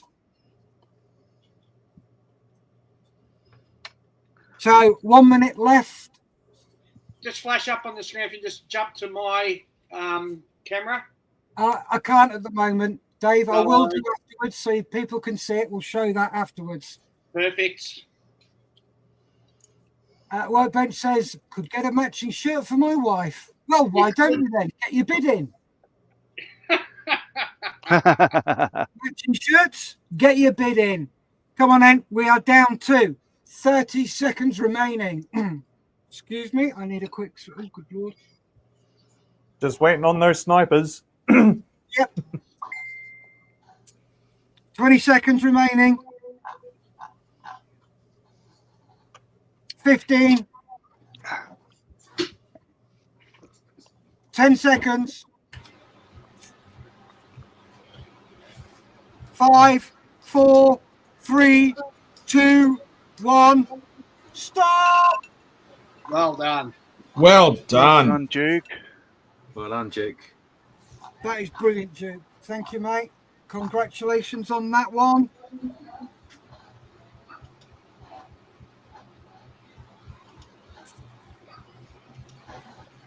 That went for 300 Aussie dollars, and that is an absolute steal for that lot. Wow. Awesome. Scott's in the house. So, Ray Davis says, congratulations, Duke. Blew us away. Yes, he did. Congratulations, Duke, from the Scale Model Supply. Hello, Scott. Thank you for watching.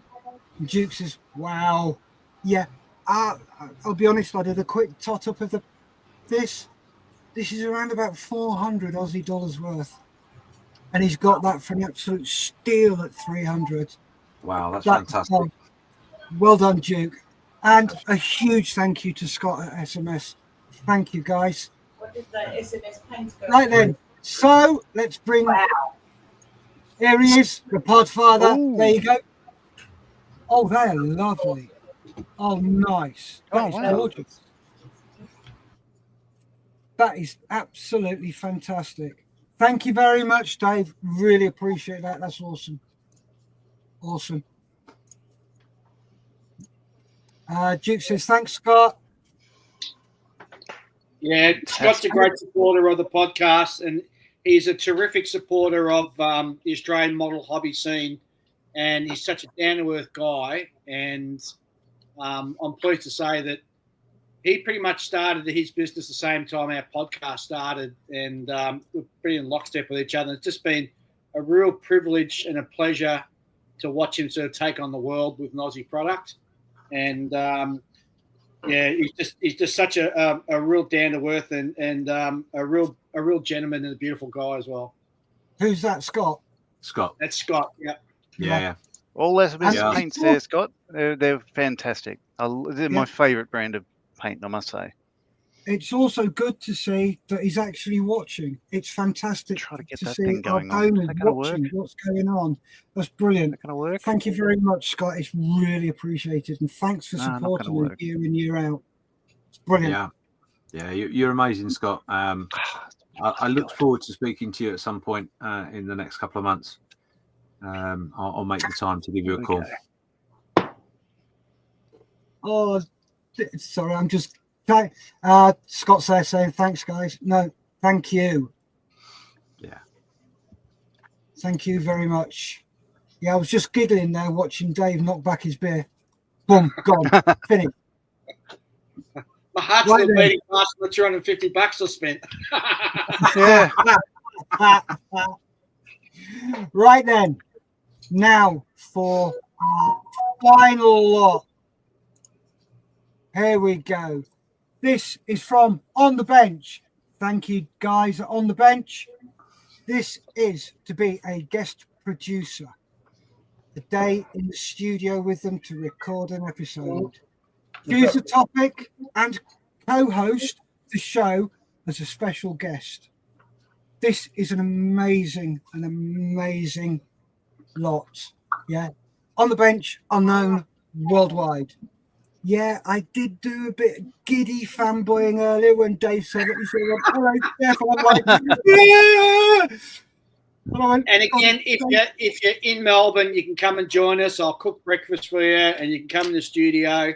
If you're not in Melbourne or not going to head towards Melbourne, then we can do a hook up and have you on that way. So either way, it'll be your show to sort of run, and we'll sit and sort of just hold your hand as you tiptoe through the tulips. That's brilliant. That is absolutely awesome. If you are outside of Australia, please bear in mind that these guys actually get in the same room together, and you will have to work around their time. So if you are outside of Australia and you do bid on this, please be aware of that fact. So if you're in the UK, you bid on this. If you're in the UK listening to this, it'll be about 11 o'clock on a Friday night for you guys. Friday night. And if you're in the US, it'll be around 5 p.m., 6 p.m. on your Saturday night as well. Sorry, Friday night as well. So, yeah. Yep. So there you go. Just be aware that you will be working on their time zone. Bear with me a second. I've just had a thought. Dave, can you see on the right-hand side of the screen, there's like a little private chat button? Yes, I can. I'm just going to ask you a question. Do a bit of waffle. Just give us a moment. Okay, we can waffle. So, guys, this is an amazing one. This is something that is world-renowned within the modelling community. This is your chance to get your voice out there on this podcast. Your choice of what they talk about. You will be producing it. You will be a co-host as the special guest. This is something that, if I had the money, I'd be bidding like a bugger on this one. If I had the money, I really would. This is just such an awesome lot, and I'm a bit worried about this one because I have a funny feeling this is going to go stupid. Okay, so I've just asked Dave a quick question. Yeah. I'm trying to understand your question. Yeah, it's probably my writing. So it's a query of the value of what it is. Sorry, this is really bad of us. I'm sorry, but we're just creating a problem. For a value. it's So no. What I mean is where you just thrown in a coin. Yep. This is the offer that I would put for the UK. Oh, okay, gotcha. Instead of what you normally would do, because obviously the time zone and the fact that does that make sense? Yeah, no, it does. But okay, gotcha. Okay, no worries. Right. Okay. Oh, and James, you can't bid because I don't want you running my show.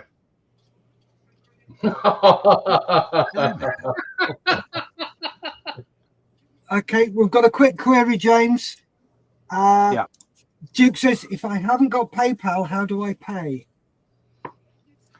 Oh, that's a very good question. I can sort a transfer out for you, maybe.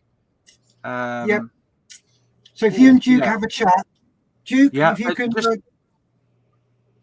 all I would say to you, Duke, is send me an email at contact@48-48.org and we'll work that out, mate. Not a problem. We'll sort something out. Oh, actually, I know what we can do. If you go on to the website, no, just email me. I'll sort out what we need to do. That's not a problem at all. I know what we'll do, 100%. So for those of you in the UK, if you want to bid for this, please do. If it gets over a certain value, I might throw something in halfway through the 3 minutes. Oh, gotcha. I know what you mean. Yep. Yeah.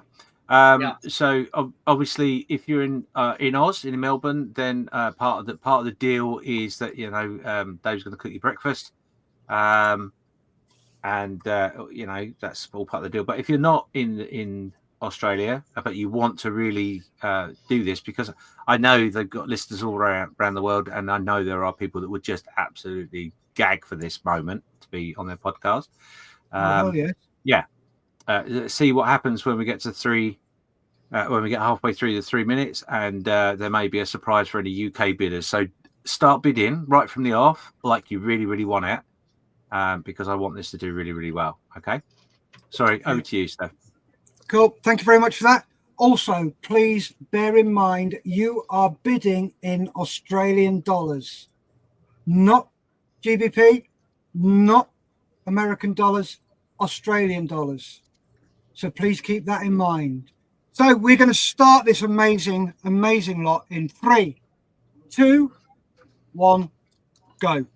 There we go. You are bidding on a spot as a guest producer with as a okay. Workbench Hobbies is $1.07. Okay, we're straight in at $300 from Black Hat Scale Models. Whoa!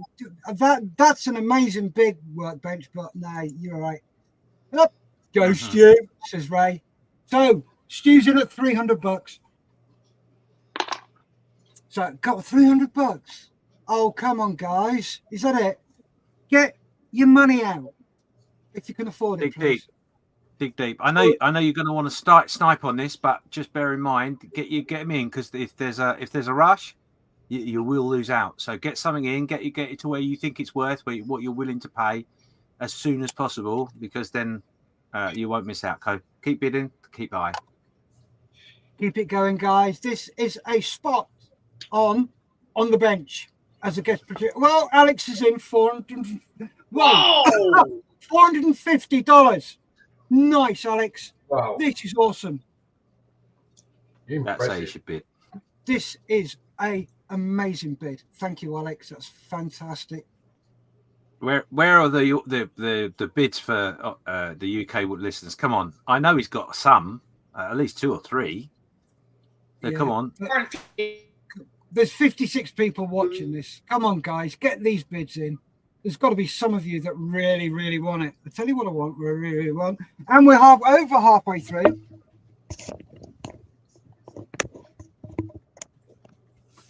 Just remember, if there's a UK bidder, I will throw something in with the package. So bid high. If you're in the UK, we're getting close, guys. We're down to a minute. Come on. Come on, get some bids in, guys. Come on, UK. They're all waiting to snipe. You know that. It's $450 from Alex, which is an amazing bid. Thank you very much. And this lot is also awesome from On the Bench. A guest producer slot. A day in the studio with them to record an episode. You get to choose the off. Ah, there we go. Oh, that's just cheeky. That's so cheeky. You choose a topic. You're the co-host. Less than 30 seconds. Oh, Alex, bloody hell. Hello. Oh, wow. Right, 15 seconds. Wow. Quiet, please, guys. 10 seconds. 5, 4, 3, 2, 1. Stop. Give it a few seconds. And there we go. Well done, Alex. Love it. Well done, Alex. Oh, that is amazing. Ray says, congratulations, Alex. Black Hat says, well done, Alex. So there you go. Alex Johnson, $600. Let me just write this in. 2,000. Yeah, well done, everybody. That's amazing. Absolutely amazing. So I can reveal. You won't be disappointed that you missed out, but obviously, if you were in the UK, I was a little concerned you were going to miss out on breakfast. So what I had said to the Podfather was, if it got to a certain point from the UK, then I would arrive with a takeaway for you. That's great, guys. That is good. We'll remember that for next year. Maybe we'll do something like that next year. So I'm just going to quickly run through the rest of the comments. When we go to there, Workbench Hobby says epic effort. Congratulations, Alex. Southwest Models reporting. A well played all, says Gary at Friends for Models for Heroes.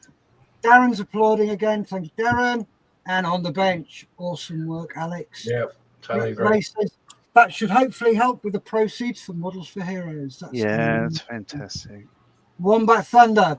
Big lots of thumbs up. So there we go. That is the end of the Aussie auction. Somebody want to take over? I'm just going to do a quick tot up. Yeah, no, I'll do that. Let me. You go and take your socks off and do a bit of counting. Yeah. Callum, can you just remind me who won the Swift? That was Nick. Parger? Yeah. Oh no, it wasn't. It was Crazy Loca, wasn't it? Oh, Crazy Loca. Yeah, he's given it to Nick. That's right. Yeah. And how much was it? It was 45, I believe. Yep. Cool. Thank you, bud. So bear with me just 2 seconds while we get ourselves together. I want to just talk to you about what this actually means to the charity. Sorry. So hopefully the guys know what I mean by that message. So there's a message just gone into the UK stream team. We're going to have someone come and join us. So hopefully the message in that messenger will make sense. So a massive thank you, basically, from us here in the UK.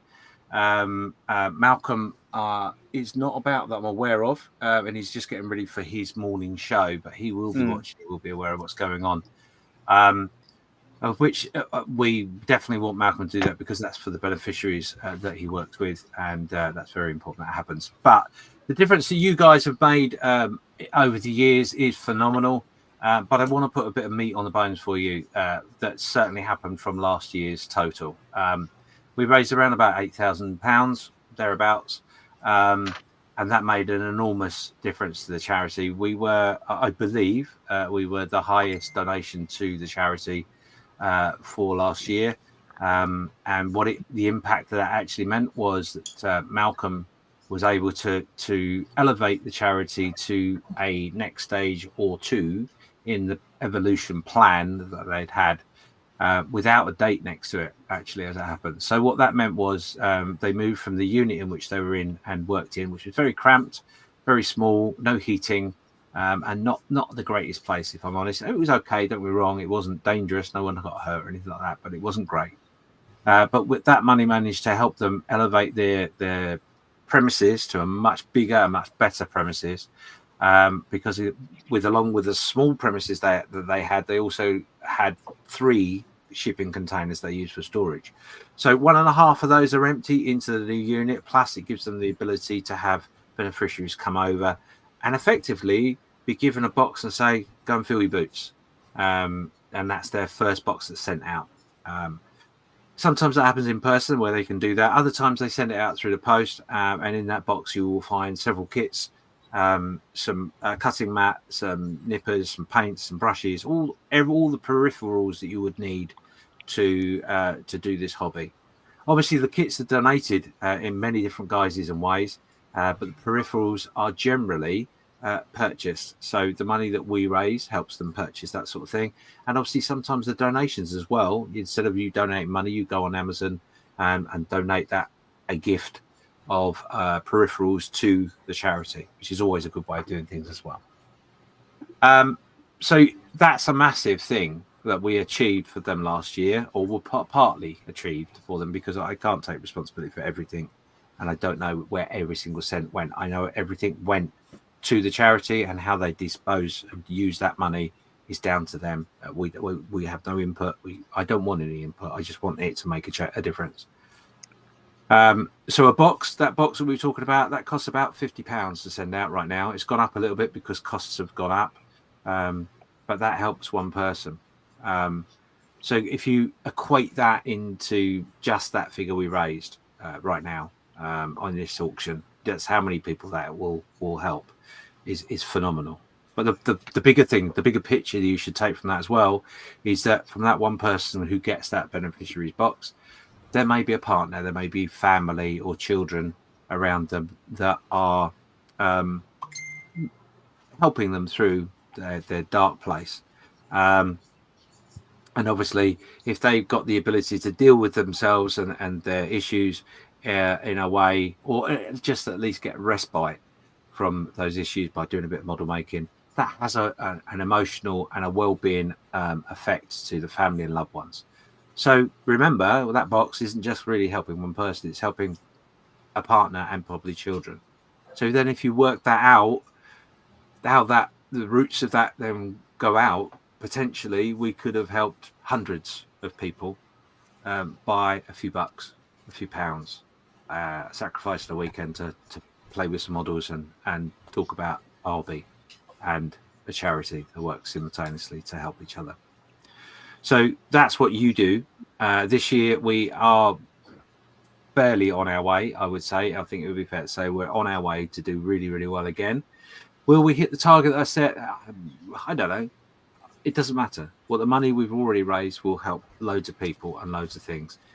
And I have literally not had the conversation with Malcolm as to what the plans are for the charity, because that's their choice. That's down to him and their committee that they make those decisions with. But if we can have such an impact from having a bit of a laugh and a joke and spending a few bucks here and here, maybe we should do it more often. I don't know. But anyway, once a year for now is all right. We have the new website, as you've all been told all the way through the weekend. That is going to become a hub. We hope it's going to become an international hub where we can encourage other people to set up similar charities in a similar vein around the world. If we can achieve that over time, then we need your support. But wouldn't that be great if you could think that you could spend a weekend making a bit of models, doing something you really enjoy and helping people all the way around the world? I think that's something to think on for next year. But for now, me and from Models from Heroes, the beneficiaries and the volunteers, because without you, we wouldn't be able to do what we could do for the beneficiaries. And without you, the beneficiaries wouldn't be in the great place that they are right now. And you do save lives. So thank you from the bottom of my heart. There you go. My pleasure, James. No worries, buddy.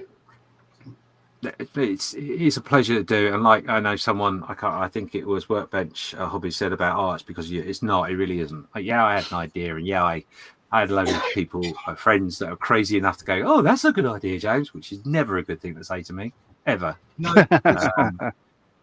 Because Sometimes I you will have to rein him in. He just goes, and it's yeah. No, not yet.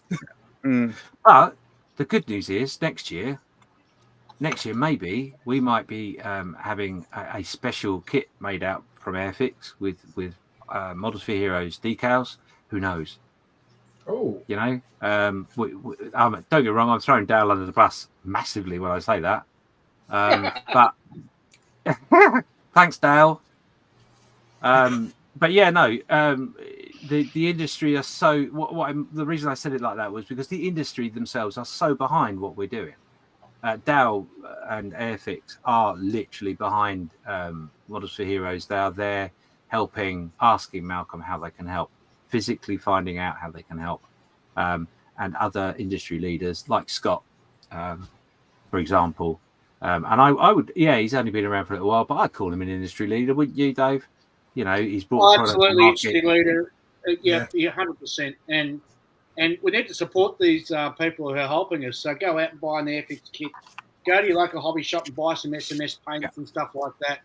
Because without these guys here sort of supporting and producing stuff for the best hobby in the world, as Clayton likes to call it, you know, we'd be up a creek without a paddle. So the best way you can show your appreciation what these manufacturers and suppliers do is to actually go out and purchase one of their kits or some of their paints.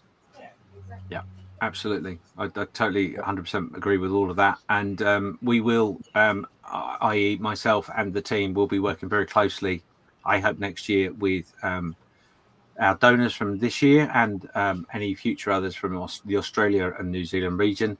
And we already started the conversation about how we can help them build themselves and the community within Australia better. Because I know the community is suffering a little bit with money and sponsorships for shows and all that sorts of stuff. So we're there. It's not just take. Thank you so much for the fact you can answer an email and say, yeah, well, we'll give something. But it's not about take. It's about us working with them. So we've already got all of their logos up on that website with their links behind the logo. So you can drop in if you see something you really, really liked, you can drop in there and it will take you to their site and you can buy from them. Pop in and say hello. Please, if you do go into the store and say something or even purchase online, please make a comment and say, I found your information, where you found the information from, just so they got a bit of feedback from where it's coming from. That'd be really, really cool. And the last thing I can say about donors, I'll give you a different example. Talking to Dale yesterday, Dale put a bundle out for 148 fighters. He doesn't know this for a fact, so I don't know, so we chose to do Spitfires, 148 Spitfires, and whether we had the impact or not. But what he did tell me was he put that bundle out, which was a bundle of, I think, 5 different kits for a really good price. I think it was about 50% off or something like that. He had to keep changing that bundle because he was running out of Spitfires. Spitfire version. So if we've managed to have that effect on a big business like Airfix, that's amazing. That shows the power of this community. And the industry leaders will see that and go, yeah, we want to be a part of that. We want to support the community because we know it's all a two-way street. So, yeah, I could ramble on forever. I'm going to shut up. Steph, how have you put your socks back on? Because I know I've got a cold, but I am gobsmacked. Absolutely gobsmacked. One thing I'd just like to add, I've said it before, I'm here because of 2 reasons. 1, my wife, she's amazing.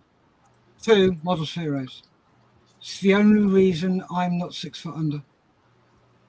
Simple as that. It saves lives. You've saved my life. End of story. That's it. That's all I'm going to say. Anyway, you bunch of reprobates, you have absolutely smashed it. Last year, I did a quick check. I think we did $500. You've more than quadrupled that. 2,031 Aussie dollars. Amazing. Absolutely awesome. Well done, guys. Thank you very much.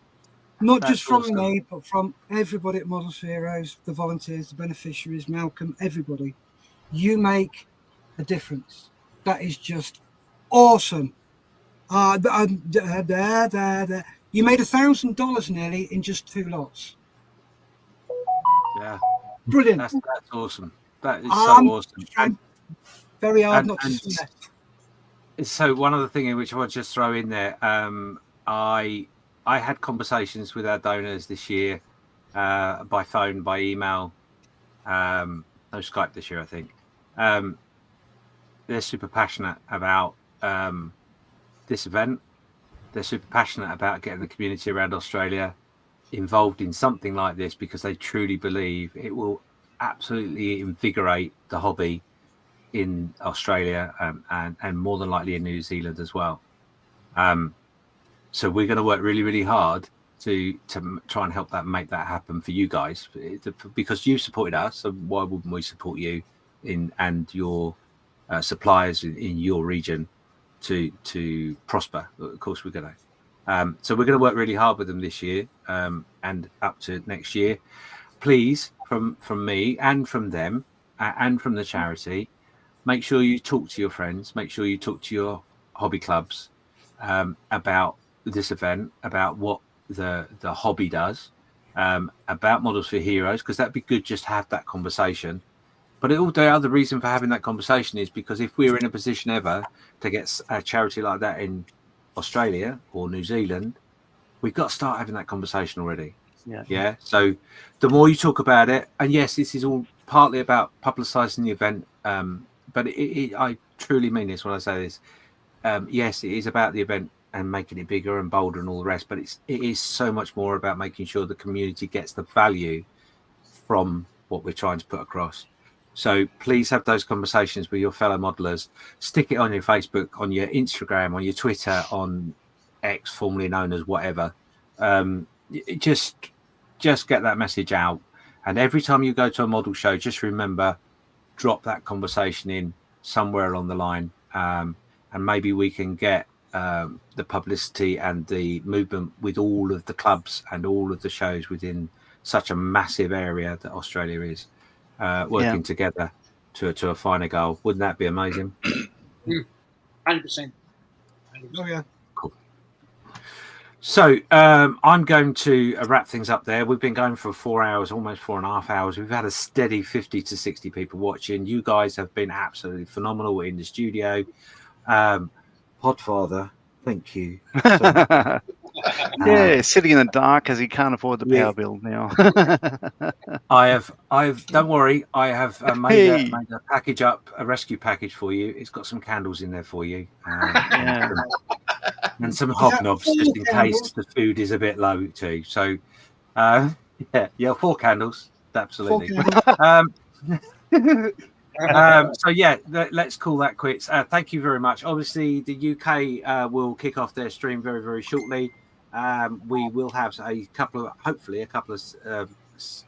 of special guests within that period as well, which will be absolutely awesome.